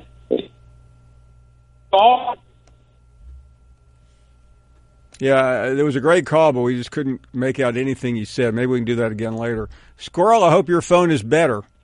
Well, I hope it is too. I'm on my way back from Hattiesburg. If I lose you, I apologize, but just hang up on me. But one thing these callers can do, they like you say, they need to turn off their TV. They need to only go through their telephone and listen through their telephone because it like I said, it's kind of distracting and it throws them off. And when you hear the show in the background, it's distracting to us listeners also. But man, I've just been listening, and it's been a great show so far. And I really enjoyed the anti-gym call from the lady earlier. Then I liked the pro-gym call right back to back. And then you came on and you gave your discussion about going on there and talking to someone and having the issue with Legend come on, and then went scorched earth on us right there with the comments. So like I said, I'm kind of thrown back a little bit. But as I'm listening to your show, I'm thinking at the same time, your guys in the studio, John and Mark, are they in Bristol? No, they're in the same place I am. John, they're in that's Charlotte? correct. John, Okay. You're in the same city as I am? Yeah, about an arm's length Well, from Paul right now. There's been a lot of talk about. Well, I mean, by the way, they are not in the studio. They are down the hall from me, but they are in the same building. Yes. Sure. Well, okay. I didn't know if they were, in Bristol and you were in Charlotte. I didn't know how it worked out. But there's been a lot of talk about interns lately with the, interns that Alabama has gotten, and there's been some issues between John and Legend. That's been kind of well documented. I was just thinking, as a start for Legend yesterday, like I said, why don't you give him a job? Why don't you make him John's intern? You can put him on the payroll. You ain't got to pay him a whole lot, but, it would be a start. And then, like I said, all you got to do is get your foot in the door, and then it's up to that person to work his way up from there. And so that, that's just an idea I want to throw out there. Well, this is a corporation, Squirrel. We'd have to go through an HR background check. I don't know how that would play out. We could do it, and I'm certainly not opposed to having Legend fetch me a cup of coffee, shine my shoes. The first thing you got to do is have them bring you a cup of coffee. Yeah, that would be perfect. So, I like it black. That would be for the record. classic. But enough of Legend. And I'm not anti-Legend. I mean, if you go back and look through history, for some reason, Legend started attacking me a few months ago with this. Back when he was estranged from the show, when he was making allegations that he was one of the original Saturday Night Live cast members, and all of us. Was he before Aykroyd and after Belushi? Yeah, he was one of the original guys, and I guess all of us other callers are clowns according to him. Well, I just think it's unfair that everybody decided to beat up on Legend and Jim. Well, don't act like they're innocent babes in the woods, Paul. I mean, my God, what you reap, you sow. You know what I mean? So yeah, I've heard that rumor. Or something of that nature. So anyway, like I said, I mean, don't act like they're just innocent strangers and we're all of a sudden bullying on these guys. I mean, the reason I got on Jim's radar and he got on my radar years and years ago was because he is a bully and because he is a braggart, and that just rubbed me the wrong way. But I'm not against Jim calling in. You get a lot of calls, ban Jim. And I've never said ban Jim, because for one reason, I wouldn't be able to call in if Jim was banned. So I'm not banning Jim. I just wish he would not come on here and lie like he does and then get upset when we don't believe his lies. I mean, like, I could ask any one of you guys, did you play on any sports team at any point in your life? And anybody would say, yes, I played on this team during this year, and I did this and that. Jim, he makes all these allegations like he would have been a Cooperstown before 25, but yet you can't pin him down to anything. I mean, and that tells you right there that he's lying, because, again, he can only give so much facts without it being blatant. But it's a great show so far. Thanks for taking my call. Thank you, Squirrel. You've inspired us all. By the way, I looked up Ted Williams' batting average earlier today. Hi. Career. Hey. 344. 344, wow. Pretty good. Nick is next. Hey, Paul, what's going on today, buddy? All good, Nick. Great, Paul. I just want to have a few comments. Of course, I love your show, Paul. God, I love it. Look, talking about these, you had an earlier call today from old Johnny from Orlando saying he was on hold for half an hour to get into your show. You remember that? I do remember that, yes. Well, Johnny needs to know that I hold the record for being on hold for the longest. I sent y'all a tweet. Y'all put it up. How long were you on? You remember that, Paul? Y'all highlighted my tweet. 3.5 hours. Congratulations. Sorry you didn't last long. I'm a regular caller. So you need to tell, people, don't worry about it. Regular callers get put on hold, too, for a long time. But it ain't no big deal because I love the Finebaum show, and I'm going to wait as long as it takes to get to talk to you. The other thing I want to talk about, you said that, hey, y'all had a production meeting about who calls to take and who not to take. I hope I didn't make the short goal list on that. No, you're good. I'm good to go. Bama next, good to go. You're one of the best. You're one of the best, Nick. You're good to go, Nick. Good to go right out the window there. Next caller is Jim. Hey, Jim. I'm sorry, man, but I've had all this I can stand, all of it I won't. I'm going to stop calling your show. But no, don't do let me finish, Paul. Jim, I'll have no one to talk to. Let me finish, please. Please let me finish. Okay.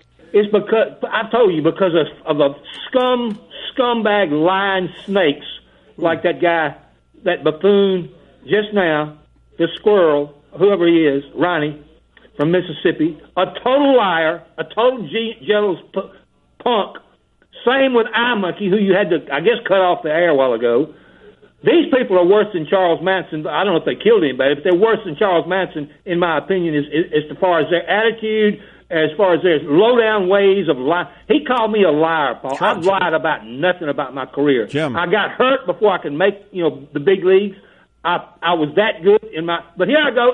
If I talk about myself, they'll say he's bragging. I've not lied to you one time about anything I've done, Paul. You've heard people say I could play everything and play it exceptionally well. I didn't get a chance to play college ball. I played high school. I was on the American Legion team when I got injured. I told you all that. But, anybody that played with me or saw me play, that's all I know to say. What else can I say? I didn't get old enough to do, 7. I told you I had scouts watching me when I was 16 in baseball. That's all I can say. What else? Where have I lied? I want you to point out where I just want to say he's the liar. I want you to point out where the liar squirrel said I've lied. I just want to say one thing. Charles No, Manson, I want you to point it out, damn it. I'm sick of this. Charles Manson killed 9 people.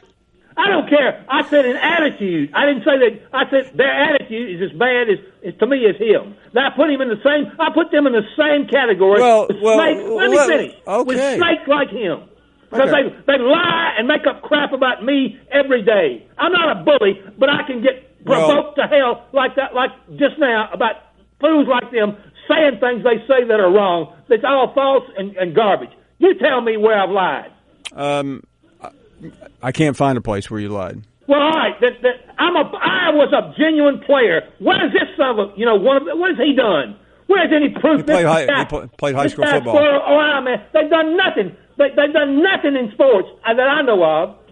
They've got no history. They're not capable. They're not talented. They're not talented on the radio. All they can do is attack people like me and Legend, who they know are superior to them in every way. Well, first of all, I think you know how I feel about Legend, okay? Yeah, I don't know how you feel about me, but you used to say I was, pretty good. Yeah, I've lost my temper in the last 8 or 9 years, Paul, because of scumbag like them, and you promote those whats. You promote them. You open the door for them. How do I, Jim? Well, you say, what about, many days you've said to the squirrel, what about Jim? You know it's going to open the door for him to say all the garbage I didn't. lies. I didn't say that tonight. No, but you've done it all through the years. You've done it. I'm not a fool, Paul. I see and hear what you do. That's why I don't want any part of your show anymore. I'm not going to call anymore because I don't want to associate with those fools. That's why I told you I didn't want to go to any of those parties. I don't want to be around that scum. That's fair, Jim. That's fair. But again, I want you to point out to the audience anything that I've lied about, and that fool says I've lied about. I guess he doesn't think I can play ball, never could play ball, never was talented enough to be, whatever. And you asked me my opinion about how well I could hit a baseball. That's all I did was give you my opinion. Jim, I know. Listen, that was yesterday. Like Squirrel just brought it up again, and then John Hayes brought it up, mocking about Ted Williams. I've been putting up with it for 10 years. It's all based on a lie. All based on a lie, Paul. Well, and I promise you, I'm going to do all I can not to be on this show anymore because I don't need this crap. I don't want it. Well, Jim, I think you know how I feel. Doesn't matter how you feel, Paul. It's how I feel now. Okay. I'm concerned about my feelings. Well, listen, I'm not. I don't know what else I can do. Nothing, but just I want you to tell the audience any way you found that I've lied about Squirrel, that idiot Squirrel, who does not tell me what he does that's constructive on this show. Tell me anything he does except criticize me, belittle me, put me down when he don't know a thing about me. He's lied about me in every way. And same with Legend. We excelled on your show, Paul. You said that. The audience has said that over the years. But what has he done? Criticize me, and that's all he can do. Because he's a hater. He's a damn hater is all he is. Jim, you know how I feel. I mean, I stood up for Legend today on some ridiculous program. Well, you haven't stood up for me with that spoof Squirrel. You never have. You always let this eye monkey fool just say anything derogatory and make a joke out of it. That's all you've done is make jokes out of these fools. And they are fools, I'm telling you.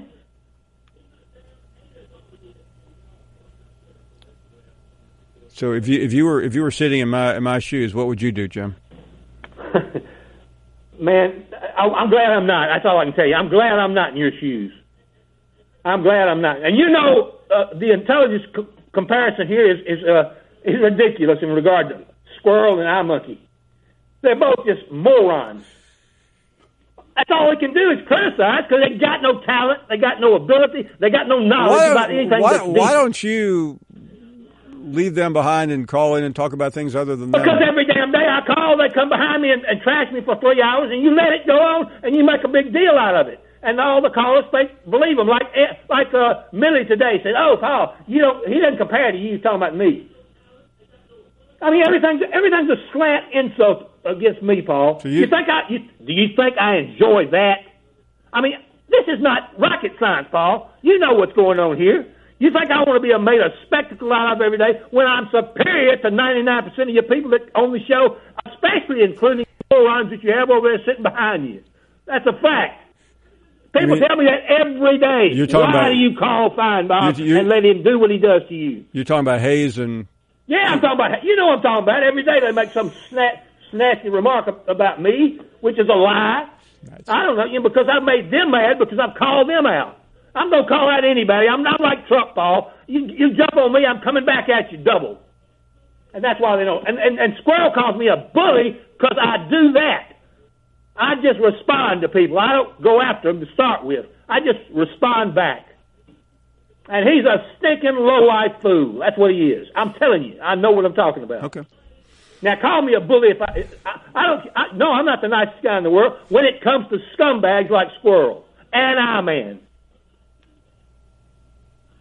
I've got things I can prove I've done. People know what I've done that know me, Paul. They know what talent I've got. You know what talent I've got. I'm not trying to brag, but compare them to me in any way as a caller, as a contributor. Ask Danny Sheridan, ask Mike Rader. Thousands of people that have respected and liked me, and even you in the book. and yet you let these creeps run me off. Same they're going to do with Legend.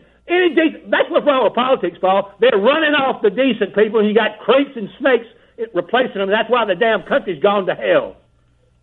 I agree with you on that part. You agree with me on most parts, and you know it. I do. You just won't admit it. Well, I just did.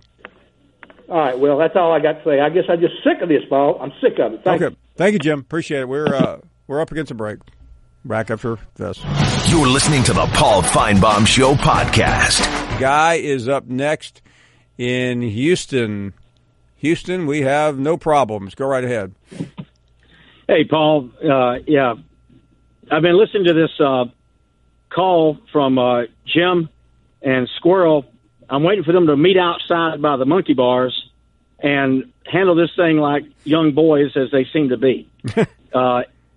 Your show is about SEC, primarily football. Usually. I'm a Georgia Bulldog. I live here in Aggie country. I'm an Aggie fan as well. And I've had the honor of going to Knoxville, Tuscaloosa, Auburn, Arkansas, South Carolina, of course, Florida. SEC stadiums all over the Southeast. And the fans are truly great.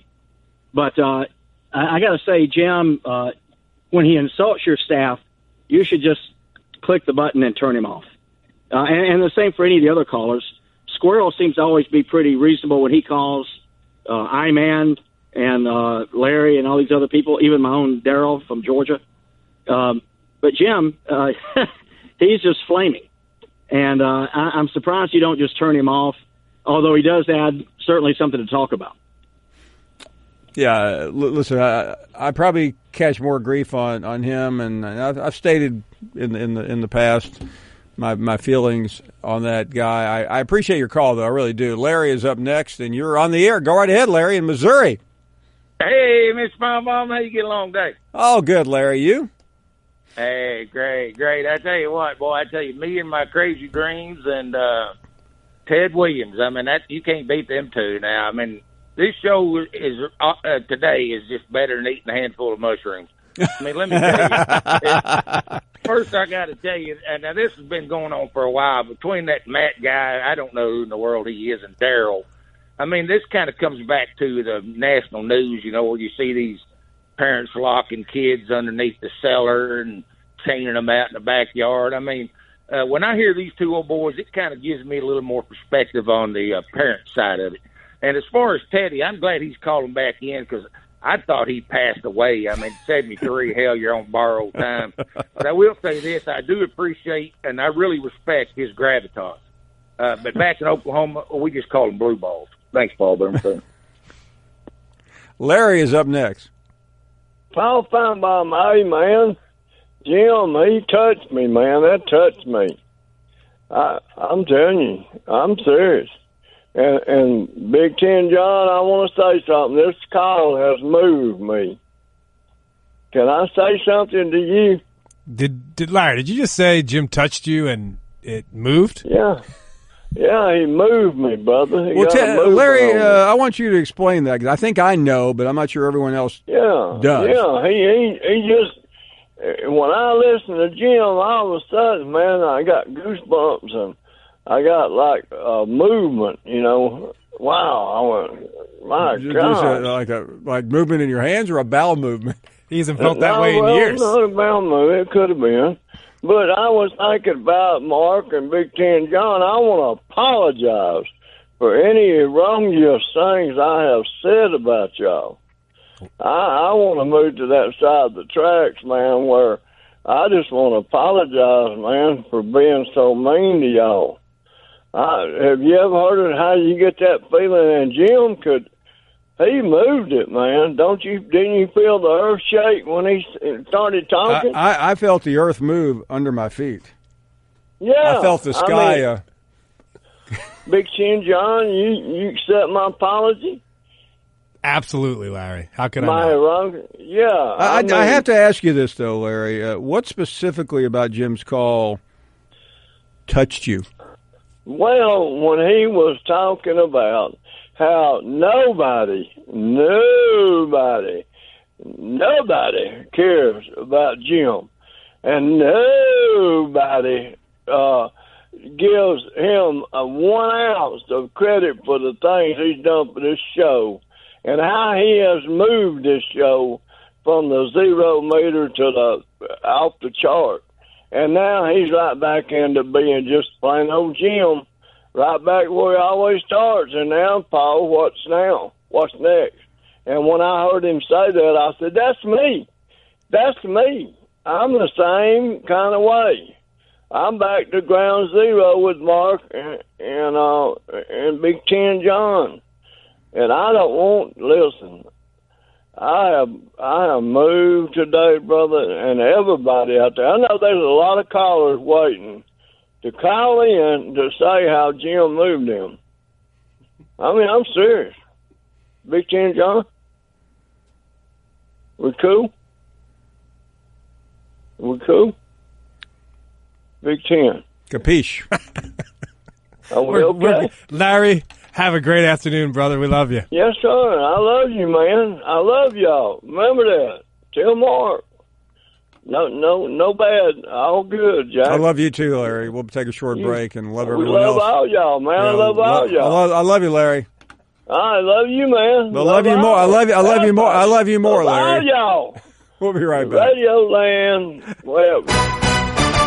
You're listening to the Paul Finebaum Show podcast. You're not worth a flail. Everyone in the neighborhood knew about Bobby. Bobby, the basketball boy, they called him. Bobby wanted to go pro someday, so he was always out in the driveway shooting hoops. But one day, his mom came out and told him, Hey, your wife wants you to take out the trash? His mom was visiting, and Bobby was a grown man. He had kind of missed his window. Plus, no one had ever seen him actually make a basket. But on the other hand, Bobby had heard how Geico could save him money on car insurance, so he switched and saved. So it was all good. Welcome back. We talked with Stuart Mandela the other day about an article by Michael Weinrib in the Athletic about attendance dropping and what's really behind it. Michael has been with us before. A couple of years ago, he joined us talking about his book, Season of Saturdays, A History of College Football in 14 Games. And Michael, hope all is well. Really great to catch up with you again. Good afternoon, if I can figure out how to get you on here. Yeah. There you are. Hey, Michael, okay. Go right ahead.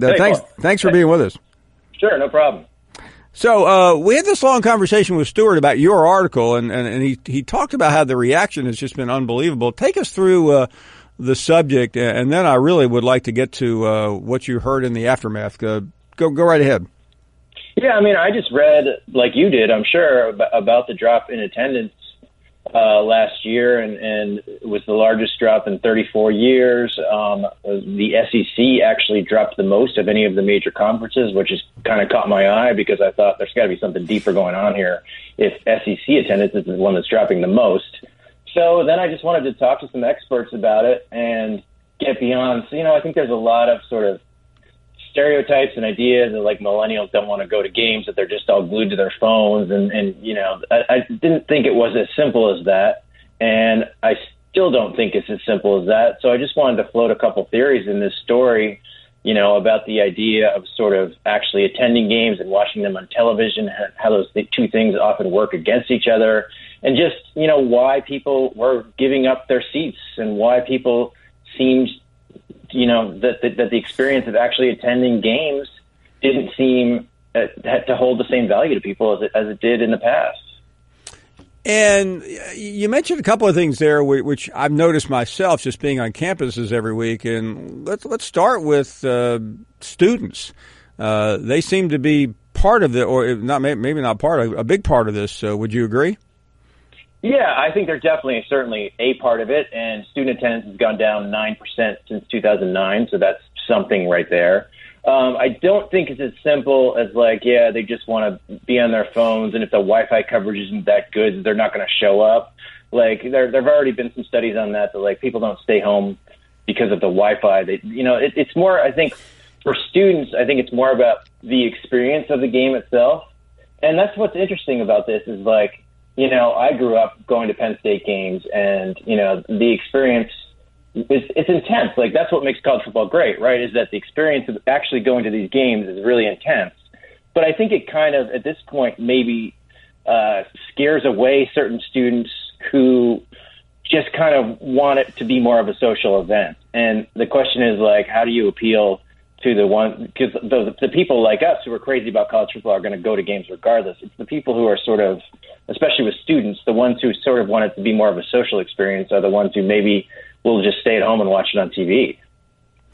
Michael, beyond students, common sense, and you have the facts, I don't, but would indicate that the length of games, the glut of television have something to do with it. It's just so difficult to again. It's not like just driving down the street. I mean, you got to deal with traffic. You have to deal with all the extraneous issues. Where if you're at home on a Saturday, it's from 11 o'clock until midnight, 13 hours of football, and I'm not even talking about the pregame and postgame shows.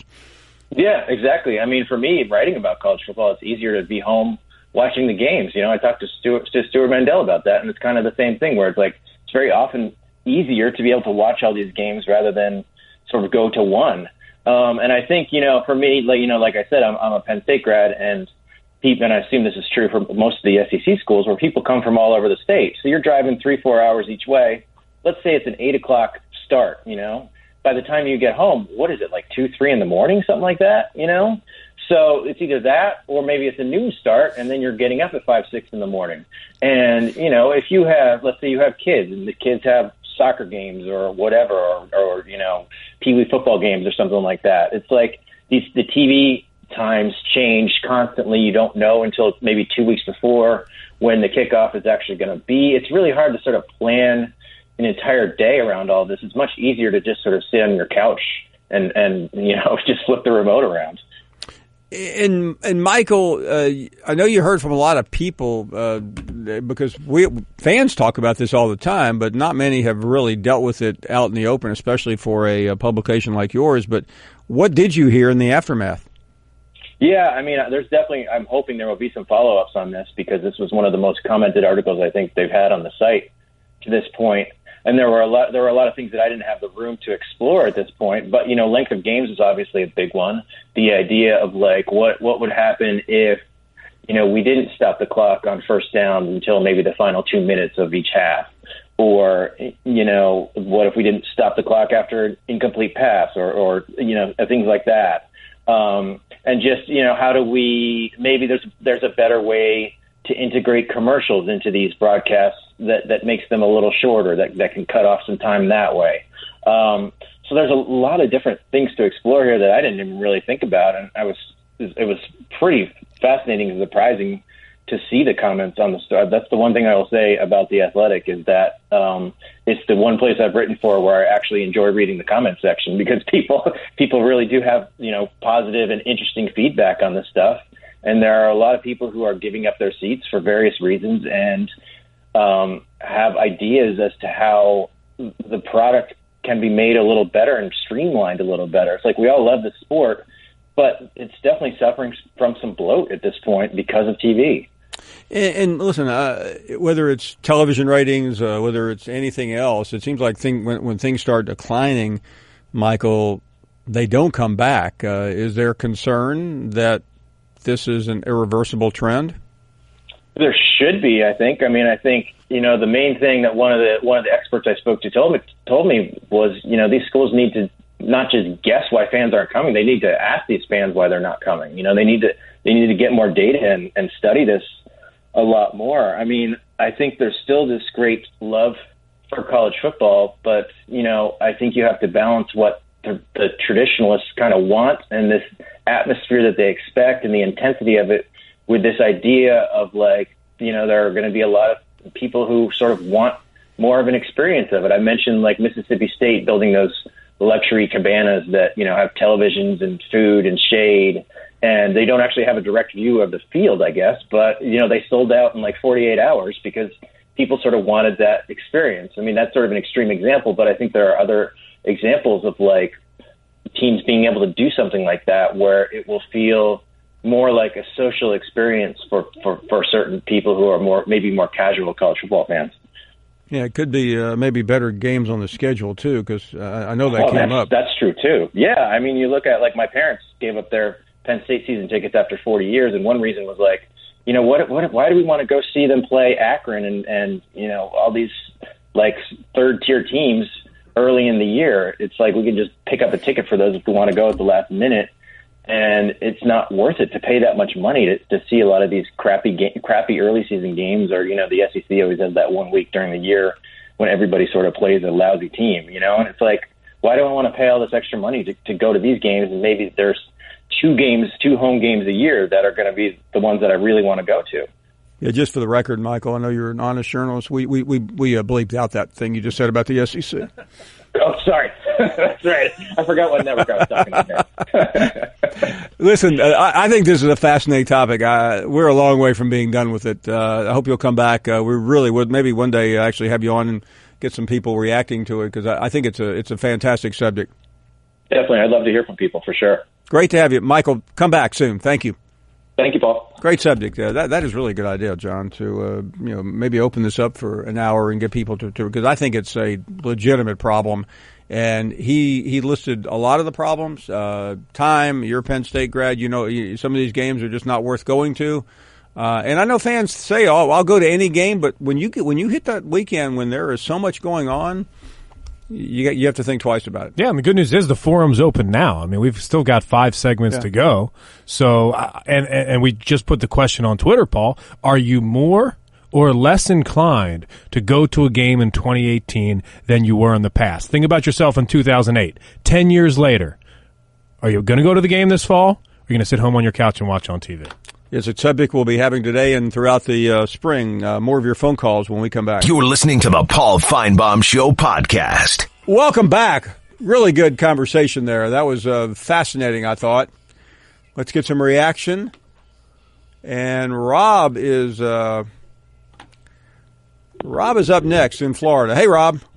Hey, Mr. Paul. How you doing? We're doing great. Thank you for calling. All right, thank you for having me. First-time caller. I got through on the first time. That is fantastic.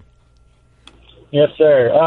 About the subject, I absolutely am more inclined to go this year. I'm down in Pensacola now. I'm in the Navy, and I'm a huge Georgia fan. And after the past few years we've had coming up with Kirby, I'm definitely making it to some games, and I'm actually going to the G-Day game on the 21st. Well, you know, I think that's what happens when schools do well. There is a higher level of enthusiasm. But so I think what you're saying is more because your team is doing well as opposed to some of the other issues, though. Yeah, I mean, you're absolutely right. What I've noticed is in the SEC, at least, on the bigger schools. I mean, look at Tennessee this year. I mean, they had a horrible year, but yet, I mean, there were still the Georgia game, they were sold out. So, well, but hey, hold on a second. I mean, the Georgia game was before the fall. That was at the end of that day, things really did change dramatically. Hey, thank you very much for the call. Kevin is up next in Atlanta. Hello, Kevin. Hello, Paul. Good afternoon. I hope you're doing well. I am. Thank you. Listen, Paul, I just want to put a little perspective. I mean, I've been listening to you before you were on radio. I mean, back in the day in Birmingham when you used to write your article on the cave wall and then pass the torch so the next guy could start reading it and he would pass it so we could read it. Absolutely. So I want to bring a little perspective on Jim. I don't want to ban Jim. I don't want any of this stuff. I've said this before. I just want Jim to be Jim of old. I don't know if it's since they got the Wi-Fi at Bryce that he's got more time for Twitter and Facebook and he's distracted. But we all know that for those who don't know the connection, player. Bryce is the state mental institution in Tuscaloosa. We all know Jim was the high school player, the greatest high school player ever. I mean, that was the best 8 years of his life. I mean, it really was. So when you pad the stats like that, and double the amount of time, they look good. But, I just want him to be the Jim of old. I mean, you probably saw the last fight with Manny Pacquiao. I mean, that wasn't Manny Pacquiao. That was some guy that looked like him. Yeah, and by the way, I've tried to encourage him, but, I think sometimes, and I don't know what the phrase is or what the actual word is, but you just have to quit listening to the criticism. He's just got to go back to the way he was. So, and I mean this sincerely, Kevin. 10 years ago, Jim would pick a subject, dive in, blow it up, and it was compelling. He was, and he was a hook for the show. People listened, whether you agreed with him or not. You would listen and pay attention to what he was saying. And now it's like he's the drive-by headline news of I'm going to give these tidbits of why I don't like this, why I don't like that, but I'm not really going to bring you any substance. I'm just. Well, we are going to make this show great again. One more hour to go. You're listening to the Paul Finebaum Show podcast. Put a little cherry on the top. Bring your own guts. This is the best Do you hear me? of the Paul Finebaum Show podcast. Welcome back. Final hour has arrived. A lot of conversation about Michael Weinrib was with us talking about attendance dropping in college football. Let's continue that conversation. Ken is in Nashville. Ken, how are you? Hey, Paul. Good to talk to you. Oh, wonderful. You know, I'm a subscriber to The Athletic, and I read that column, that article he wrote, and really liked it. I thought it was so cool that you had him on the air. And like he said, whatever the answer is. By the way, John and I have been thinking about subscribing. Is it worth it? Oh, it's definitely worth it, Paul. There's a caliber of writing there that I think you would appreciate because of your journalistic history. And as Michael said, you read the comments. I almost always read the comments on the articles that interest me. And maybe you agree with a person and maybe you don't. But it just seems like there is a caliber of commentary that you don't get these days. You know what I mean? I hear you. Oh, listen, I promise you. Compared to Twitter. I know what you're talking about. Right. All right, so here's what I think is one of the factors, though, and this may seem a stretch at first. I want to connect it to Donald Trump without making a political statement. Okay. If you look at before Trump's election, some of the major media outlets that were really suffering were like the New York Times, the Washington Post, MSNBC. They just weren't doing well. They're doing great now. And one of the things about Trump that people may or may not recognize is that whether you love the guy or hate the guy, increasingly what you see in him is he is what he is, right? And he makes no bones about it. And it seems like more and more these days, people hunger for some authenticity, for some genuineness, whether they all like you or not. They like to just kind of know who you are, what you are. And I think that's the history of college football. Football is this very emotional sport. I think what makes it different, there's a lot of things. One of the things, they only play every Saturday in college. And so you get this rhythm to the emotion. You get the big rhythm on Saturday. Then the big letdown if you lost on Sunday, or the wallowing in the excitement. And then Monday you realize, we got so-and-so coming up next Saturday. And now the fans and the team getting their game faces back on. It starts ramping back up, and here comes Saturday again. And I think the introduction of replay, certainly the time is a factor, but the introduction of replay has replaced emotion with mechanics. And I can remember, I grew up in the old Big 8 territory, Paul. I'm a St. Louis native. I spent the bulk of my career in Big 10 territory up in Illinois, and now I live in Nashville, SEC territory. But when I think back over things that I remember of teams I was crazy about, a lot of what's burned in my head is these crazy officials calls that either I thought went against my team, whatever. And now, in the heat of that emotion, it's almost like coitus interruptus.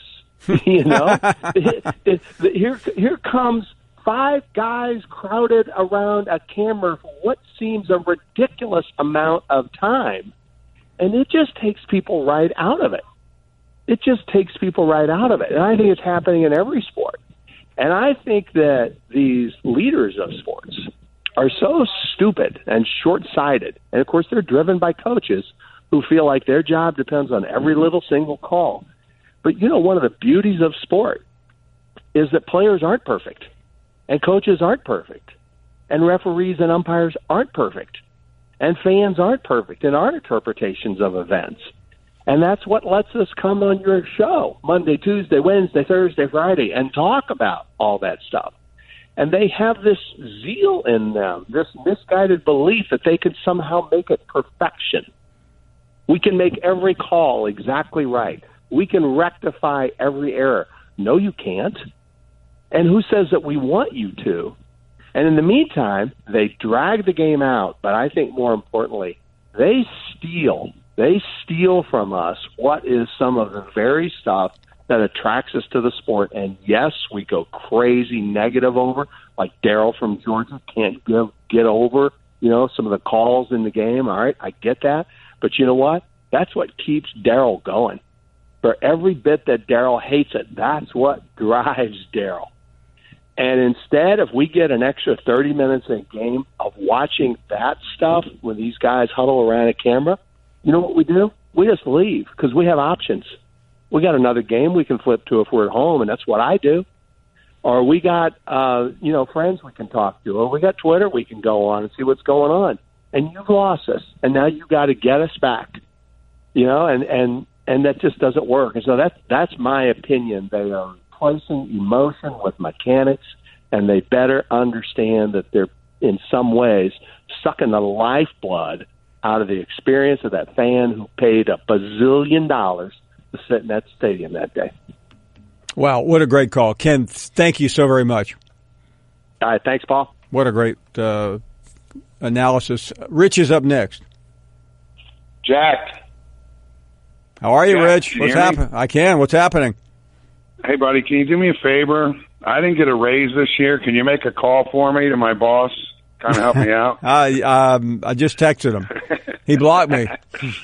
Hey, I think that was very nice of you to do that. Hey, and before I get to that, I think that the answer to the attendance issue is very, very simple. Just drop the win plateau from 6 games for these bowls, and everything changes. The bowls are still the economic driver of college football. It's the measuring stick. It's everything. All you got to do is drop it from 6 wins, and everything changes. Why will they not do that? It's a fair point because you're just trying to pad the resume. Right, of course. But anyway, okay, real quick. Are you concerned about the divisive tone of the show at times? Well, yeah, I mean, in a way, but I don't dwell on it too much. Yeah, but I mean, these two guys. I mean, obviously, you know who the two most divisive guys are, and that's Legend and Jim. And an example with Legend is I just feel that this guy violates every tenet of Alabama's program, the biggest one being respect the opponent. Now, you've been saying since National Signing Day that Tuscaloosa is absolutely positively concerned about what's going on in Athens. And I can tell you that you've never been more right in a statement. This guy comes on right after you say that, and you've been saying it since February, and he starts calling UGA the Buffalo Bills and all. And it's just like, and I'm just thinking to myself, look, I understand the smack talk. I understand the the showbiz side of it, but this guy doesn't represent anyone but the lunatic fringe. That's what he represents. I mean, and I just don't understand how a guy like that continues to just, I don't know, and I like him. I'm not saying I don't like him calling. I think that's fine. I know he's been with you since day one and all that, but he doesn't represent Alabama. He represents a faction, a lunatic fringe of the Alabama fan base. And, and I thought it was awful nice of you, like I said, for you to call and try to get him back on the show and everything else. I think that's great. But as far as this guy having any validity to anyone that really knows anything, not in my book. Thanks for the call. So what do you think, Jack? Well, listen, I don't know. I mean, I think I've said what I had to say about him, and I try to look at everything broadly. I don't know if he's a sidewalk alum. I don't think he cares whether he represents the university or not. He's a fan. Kevin is up next. Kevin? He was talking about Legend, right? That is correct. My only problem with Legend is he comes on here and promotes I mean, not on purpose, but he promotes and you promote alcohol, you know, and the last thing society needs is more alcoholics, you know, Kevin, and bragging about drinking X amount of beers and all this. Hey, hold on, Cool. hold on a second. I don't promote alcohol. If people want to drink, that's their own business. I don't tell. By the way, Kevin, I don't tell anyone on this show what they should do with their lives. That's not my That's not my problem. That's not my purpose. Asking somebody how many alcoholic beverages they've had Kevin, is not funny to me. Well, you know what I mean? I don't care. Well, you know what? I don't care how you know much what, he's Kevin? had, That's your concern. But the guy that we're talking about is not Legend. It's Larry. He calls in and jokes about how many beers he has, so it's become a running gag. You know, some people actually like to have fun in their lives, Kevin. They don't spend their entire existence worried about the Illuminati taking over the world. If sitting around and having 24 beers a day is fun, then, you know, that's not what I call fun. Kevin, what do you do for fun?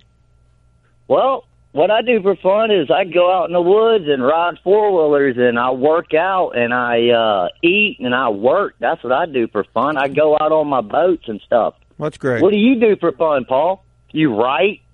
You sit there and you write? What do you do for fun? I do the show for fun. That's what I do. You pet your dog for fun? I mean, what do you do for fun? No, Paul? I pet my dog because he needs the affection. What do you do for fun, Paul? I just got through telling you, Kevin. This 4 hours every day is the most fun I have in my life. Well, I could see how. You know, you get to talk to people like me. Yeah. You know, I'm a pretty fun guy, believe it or not. Well, you just asked me. I mean, what if you had to pick your perfect fun weekend? What would it be? Oh man, I'm a Sagittarius, Paul. I can do anything. You can't even answer the question. Is what you can't do. Anything in the world. I don't think I put any stipulations on the question, Kevin. I guess I'd go to an exotic island and I'd fly over it, right? And then I get parachuted out onto this exotic island. There'd be a whole bunch of women there. Be all my concubines for the weekend. Are you married, Kevin? What's that have to do with anything? I want concubines, Paul, and I want my own island. I want to be parachuted into it for the weekend. No, I just asked you. I mean, by the way, asking someone whether they're married or not is not exactly a trick question. Is there going to be steak and potatoes on this island too?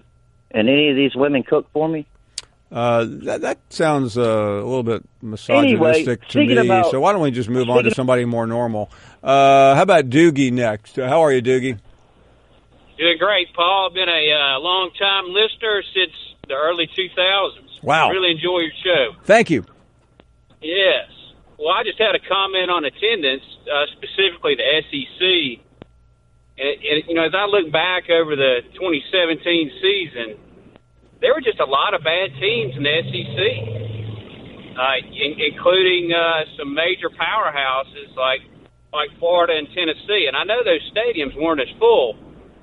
And I think that has a lot to do locally in the SEC. Can't speak for the rest of the country, but that had a big impact. Yeah, I think you're right about that. I think things change, and it somewhat depends on really where you are, Doogie. Listen, thank you very much. I appreciate the call. We're up against a break here. We have more to deal with in the final 45 minutes, including your phone calls at 855-242-7285. You're listening to the Paul Finebaum Show podcast. Welcome back. What a show. What a day. Perfect song. Sweet Home Alabama to go to the next contestant. Legend is on the air. Sweet Home Alabama, baby. Stand up with me, Alabama fans. Salute the flag, baby. Woo! Ronnie Van Zant, Paul. Don't get no better than Lund Skinner, baby. Not at all. Nobody said. What's going on, Legend? What is going on? Well, Paul, I just want to thank you so much for what you did for me this morning. I mean, I was blown away. You know, it was like having Johnny Cochran on your side. Well, first of all, I did it because it was the right thing to do. But I will say I was fairly turned off by the host of the show. Well, Matt Murphy, I went on later with him. He did give me more time to talk than he gave you, Paul. And I did let him know when you got Paul Finebaum on there, you just need to hush up and let Paul. Well, listen, I'm not gonna criticize another talk show host because he's a huge success, and I try to study his talent to maybe better myself one day, but I won't be back. Oh, okay, Paul. Well, he made a good point, to me. He was kind to me. He made a good point. I appreciate it. The fact that, when you're on Twitter, the last person you want to go after is the head of the radio show that you're on. Well, I mean, listen, I'll tell you something, Legend. If you came after me, I would roll with the punches because it comes with the territory. If you're going to be a host of a show and you can't take somebody criticizing you, then you ought to find something else to do. Well, the good news is, Paul, the announcement. Drum roll, please. Da-da-da-da-da-da. Legend's back, ladies and gentlemen. Legend is back? The great Paul Finebaum. Oh, my goodness. Legend is back, baby. Legend is back. So tell us the story. What happened? I'm Paul, but I will be on the show. Then all the aggravation was worth it then. Yeah, it was, Paul. Yeah, it was. And I have a confession, Paul. I have an addiction. Twitter. It's a problem, Paul. Well, no. By the way, Legend, if I had the time, I would have a help clinic for Twitter addicts, and I would be a billionaire. I'm telling you, they tried to send me to rehab, but I said no. I mean, Paul, I'll be up at 3 o'clock in the morning. I'm on Twitter underneath the cover. My baby wakes up and says, "What the hell are you doing?" I'm on Twitter. I mean, I go to the bathroom at 5 o'clock in the morning. I'm tweeting. I got a problem, Paul. I need help. And I got a problem, dude. I got a real problem. Well, you're talking to John Hayes can relate to that problem. Literally, Legend, I was just going to say, you and we can relate on that as much as anything. Oh, yeah, because I got nothing against John, but on Twitter, I was ready to take him out to the woodshed, and he was taking me out to the woodshed. I mean, I like John, but on Twitter, I mean, it's like I turn into Spider-Man with the black mask on or something, I mean, I got a problem, Paul, but... Legend, listen, I want to give Jim from Tuscaloosa some credit, too. He was absolutely. He was standing tall for you. Absolutely. I totally disagree with the earlier caller. Anytime I turn on your show, Paul, they are talking about Jim. I mean, if you love him, hate him, I mean, the dude's a Hall of Fame caller. I mean, I could turn on your show at 3, 4, 5, and a caller's telling you something about Jim. I mean, that's proof in the pudding. He brings an opinion, Paul. If you like it, if you don't like it, it's better to just have it 3 questions. That's what the show's all about. But you're a superstar, dude. You are a champion of the people, dude. I mean, what you did for me today, I'll never forget. You love your callers, and you stood up for the fan today. And for that guy that said, I speak for the University of Alabama, I've never said that. I met Nick Saban in person. He told me, "Hey, Legend, I know who you are. You need to chill out." So, I don't speak for the University of Alabama, but I do speak for the average Joe out there on the street that realized the difference between reality and sports and can let his hair down, have a beer on a Saturday, and shout for his team and get crazy. We don't poison trees. We're not trying to stab somebody. We just freaking crazy about the greatest college football team of all time. You're a superstar, dude.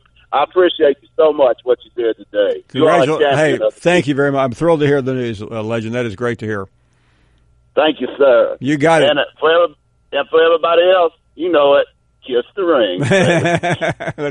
How about Patrick in Tennessee? You're on the air. Go right ahead. Hey, Patrick. What's up? Well, I was going to talk a little bit Tennessee basketball, Tennessee football, of course. Then I started thinking I might want to talk about Jim. And then you got me thinking about talking about attendance. As far as, I can only speak, for myself as Tennessee fan.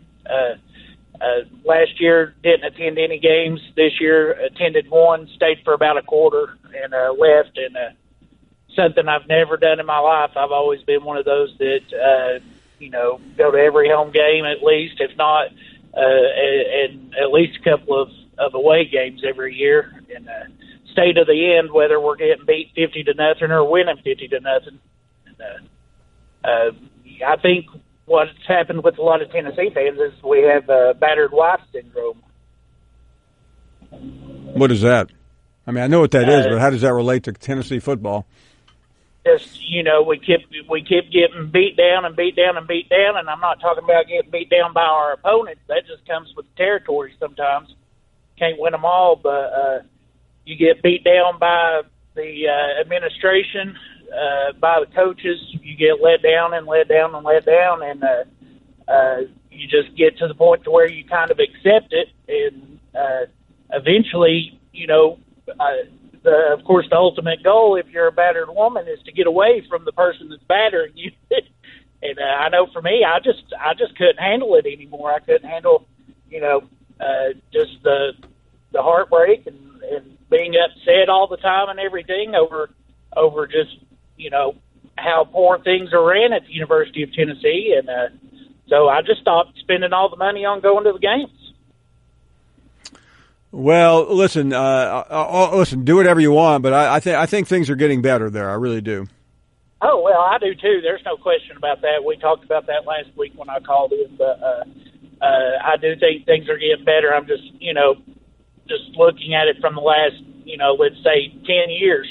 It's been going on for a long time where things have just been so mismanaged from the top down that fans are finally just getting put up, getting tired of it, and they're just stopping coming to the games. I mean, you look at prices for tickets, concessions, and everything else stays the same or goes up, yet the quality of the product that they're putting out for us is getting worse.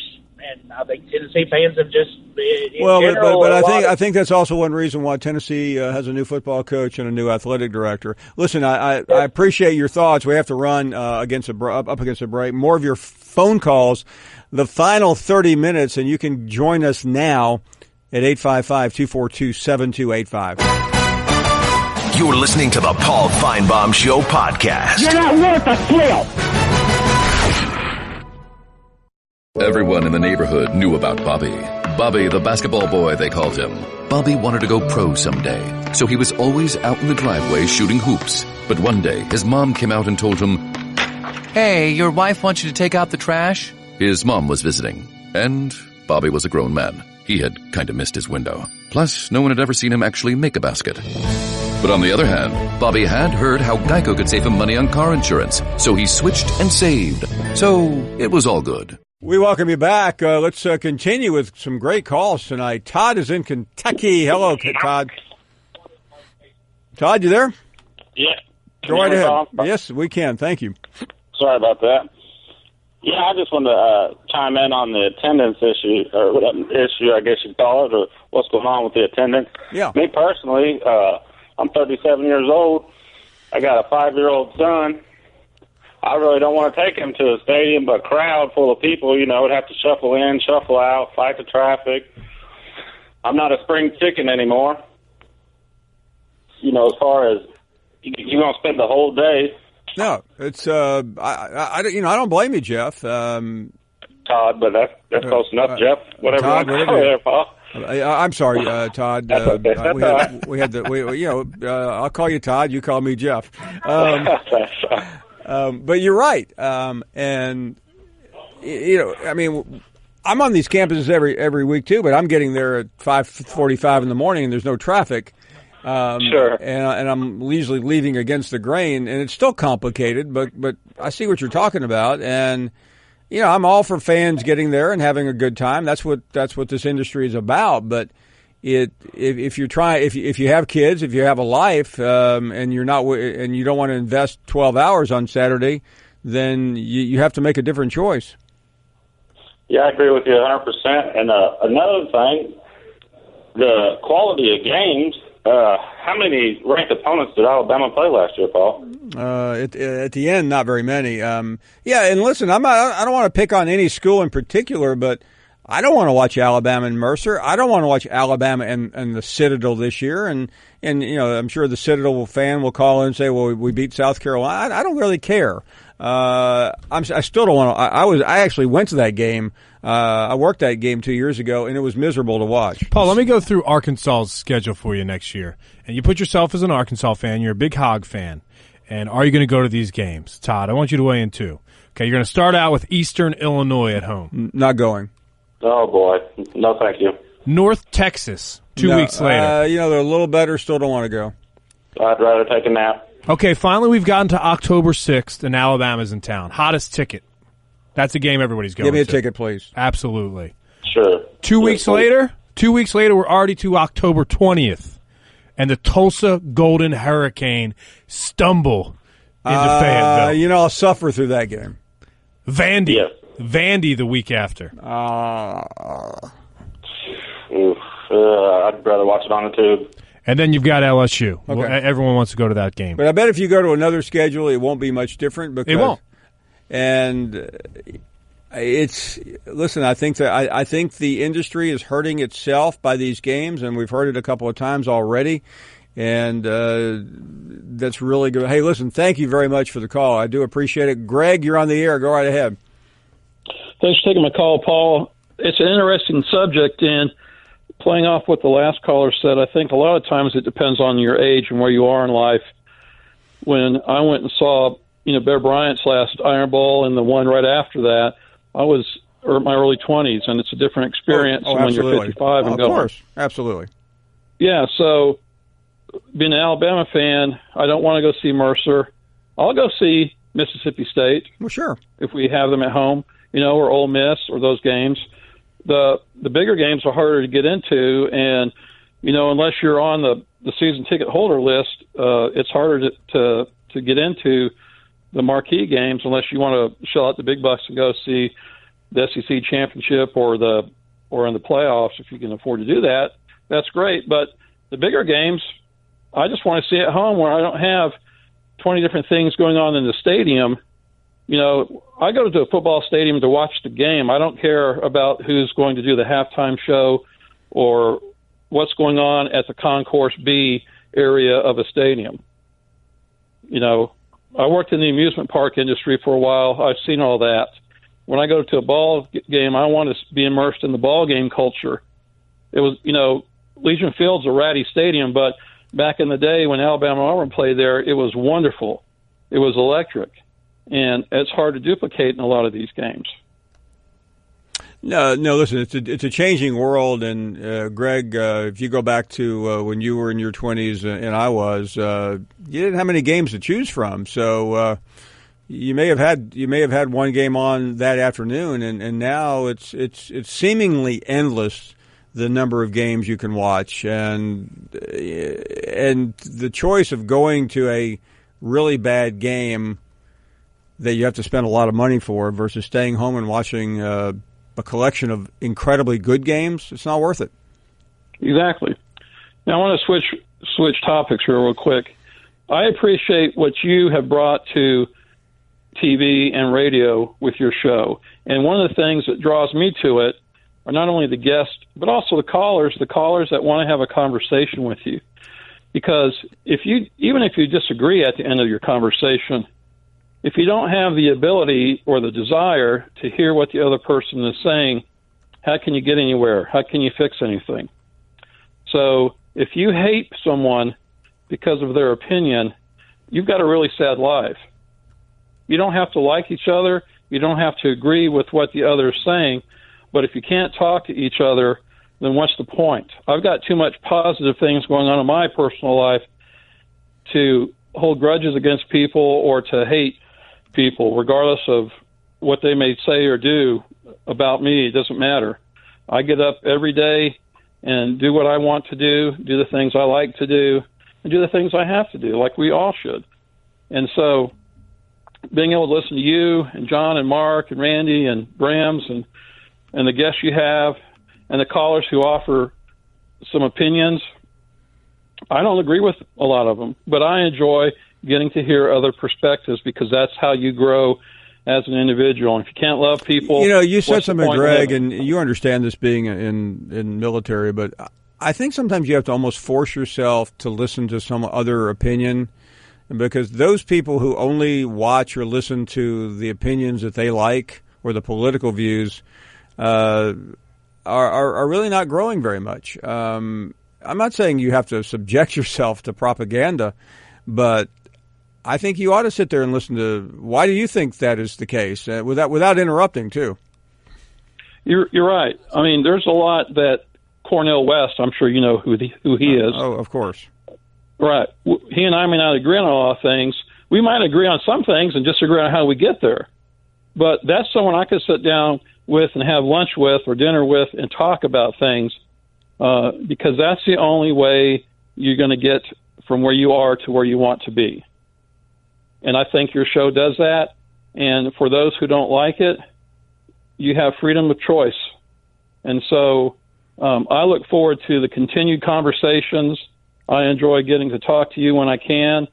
And it means a lot to me to be able to listen to other Finebaum callers share their desires and their hopes and frustrations about their sports teams and things that are going on, because you offer that venue and you listen to what people have to say, in spite of all the knuckleheads that we get, but that's in everyday life, so you can't stop that. But it's just a joy to get to, at the end of my day, to turn on the radio or drive down the road, or if I've DVR'd the episode, to listen to it later to see what I missed, because it's informational, it's entertaining, and it's just nice to be able to do. Well done. Thank you, Greg. Talk soon. Thank you. A few minutes to go on our program. Don't forget, Minka Fitzpatrick will be with us tomorrow. We are coming right back. You're listening to the Paul Finebaum Show podcast. Jeff is calling next. What do you say, Jeff? Hey, Paul. How you doing? We are doing great. Thank you very much for calling. Great. Listen, just wanted to comment on the attendance. Besides playing golf at Tuscaloosa Country Club on Saturday, how are the greens rolling? Oh, no, they're great. But no, in all seriousness, I still go to a lot of Alabama games, and the Wi-Fi and the phone reception is horrible. And I remember the world before cell phones, but it's kind of like we've had this world with it. And I think people just don't like feeling that disconnected, because then when the game's over, you get 800 text messages. Yeah, And I can't believe it's still that bad. That's amazing. Yeah, Greg Byrne recently put out a survey for Alabama people that go to games like myself to say what's wrong, and that's the only answer I put on every question, but I just wonder if that's a big thing, especially with younger people. So, well, yeah, I mean, listen, I'll never forget being at the Alabama-Texas A&M game when Manziel, I think Alabama was up 21-0 or something, and I was trying to text somebody in the and I couldn't, my cell phone wouldn't work. And finally, about an hour later, all the reactions started coming in, but that was in 2012. And this could turn into a real serious discussion about psychology when it comes to millennials, Paul, because you hit the nail on the head, Jeff. The idea of feeling disconnected. Yeah. Everyone has their phone within 3 feet of them at all times in 2018. And if you can't use it to contact someone immediately, anxiety happens fast. Exactly. Someone asked me, hey, so I can't believe I texted you and you reacted. Like, where do you think my phone is? In my locker? I mean, come on. Yeah.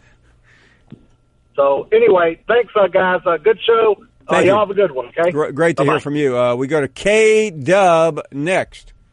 Young Bees, how you doing, my brother? K-Dub, what's happening? I can't complain too tough, man. I just want to set this up by saying, I've been to every single Alabama home game since 2010. I'm talking about the Mercers, the Colorado States, every last one of them. I've been to every single home game. You're a fan. And my whole thing is, you can come up with all these reasons why people are not going or coming or whatnot, but it boils down to one thing. It's a want to. You're going to have to want to go to these games. If you don't want to go, if you have other things you want to do on your Saturdays besides think about Alabama football or whoever football you follow, then maybe, going to the game is not for you. But this is what I do on Saturdays. I want to go, so that's what I do. It's a want to thing. And I think y'all guys touched on it a little bit with the millennials and stuff like that. It's a lot of other things going on for them. They're not that kind of fan yet. They're just the kind of fan I chose to be. I wanted to be every game. That's what I wanted to do. So it's a want to thing. And do you kind of agree with that? What I'm trying to get at on that point? Yeah, I mean, John, you're more of a fan than I am. If you were in Philly right now, would you go to Penn State games every weekend? No, because it's 3 hours away. How far do you travel, K-Dub, to go to Tuscaloosa on a Saturday? Only about 45 minutes. It'll only take me about 30 minutes, 45 minutes to get there. That's different than a lot of people who have to travel to these campuses that are pretty far from the nearest big-time city. I agree with that. And then another thing, if you're doing what I'm doing, tailgating has taken on a whole nother life. It's not pulling up with, popping the back of your tailgate down and having a couple of sandwiches. It's a big production now. It's TVs, it's DJs, it's big tents, it's big lights now, you know what I'm saying? So, you're going to have to want to do this stuff. Either you're going to want to do it or you're not going to want to do it. That's what I think it really boils down to. Go all these statistics and talking about this, that, and the other is just, you got to find those fans who want to do this and who want to be there. I know they would never do this, but just think about this. Just think about if the Eyeball went on TV. Just think how many people be trying to get at these games or things like that. TV has spoiled us to where we can see everything on TV now. Now, if you put the Ole Miss game and just say, okay, this game is going to be on TV this week, those fans, that stadium's going to be packed of people just trying to see, what the outcome of the game is. But I think, TV has spoiled us, but they would never do that. Of course, I know that all the games will be televised, but I think that's another thing. TV has spoiled us to the point that we really don't want to go to. So I appreciate it. Appreciate you letting me come on, Bees, and you have a blessed day, man. Thank you so very much. And John, that was a big topic tonight. I think we need to it's a good topic. Keep this going. Yeah, we've got all off season, and I'd like to hear from different fans from across the country. Not only just SEC fans in general. The home and home discussion comes into play, Paul. The TV discussion comes into play. But I'll say this: if K-Dub can get the girls down to the tailgate on a Saturday afternoon, I'll be there, even if I have to get on a plane. We are done. It has been a fun night. We thank all of you for being a part. Minka Fitzpatrick among our guests tomorrow. We'll see you then. Thank you for listening to the Paul Finebaum Show podcast. The Paul Finebaum Show airs weekdays on the SEC Network, beginning at 3 Eastern.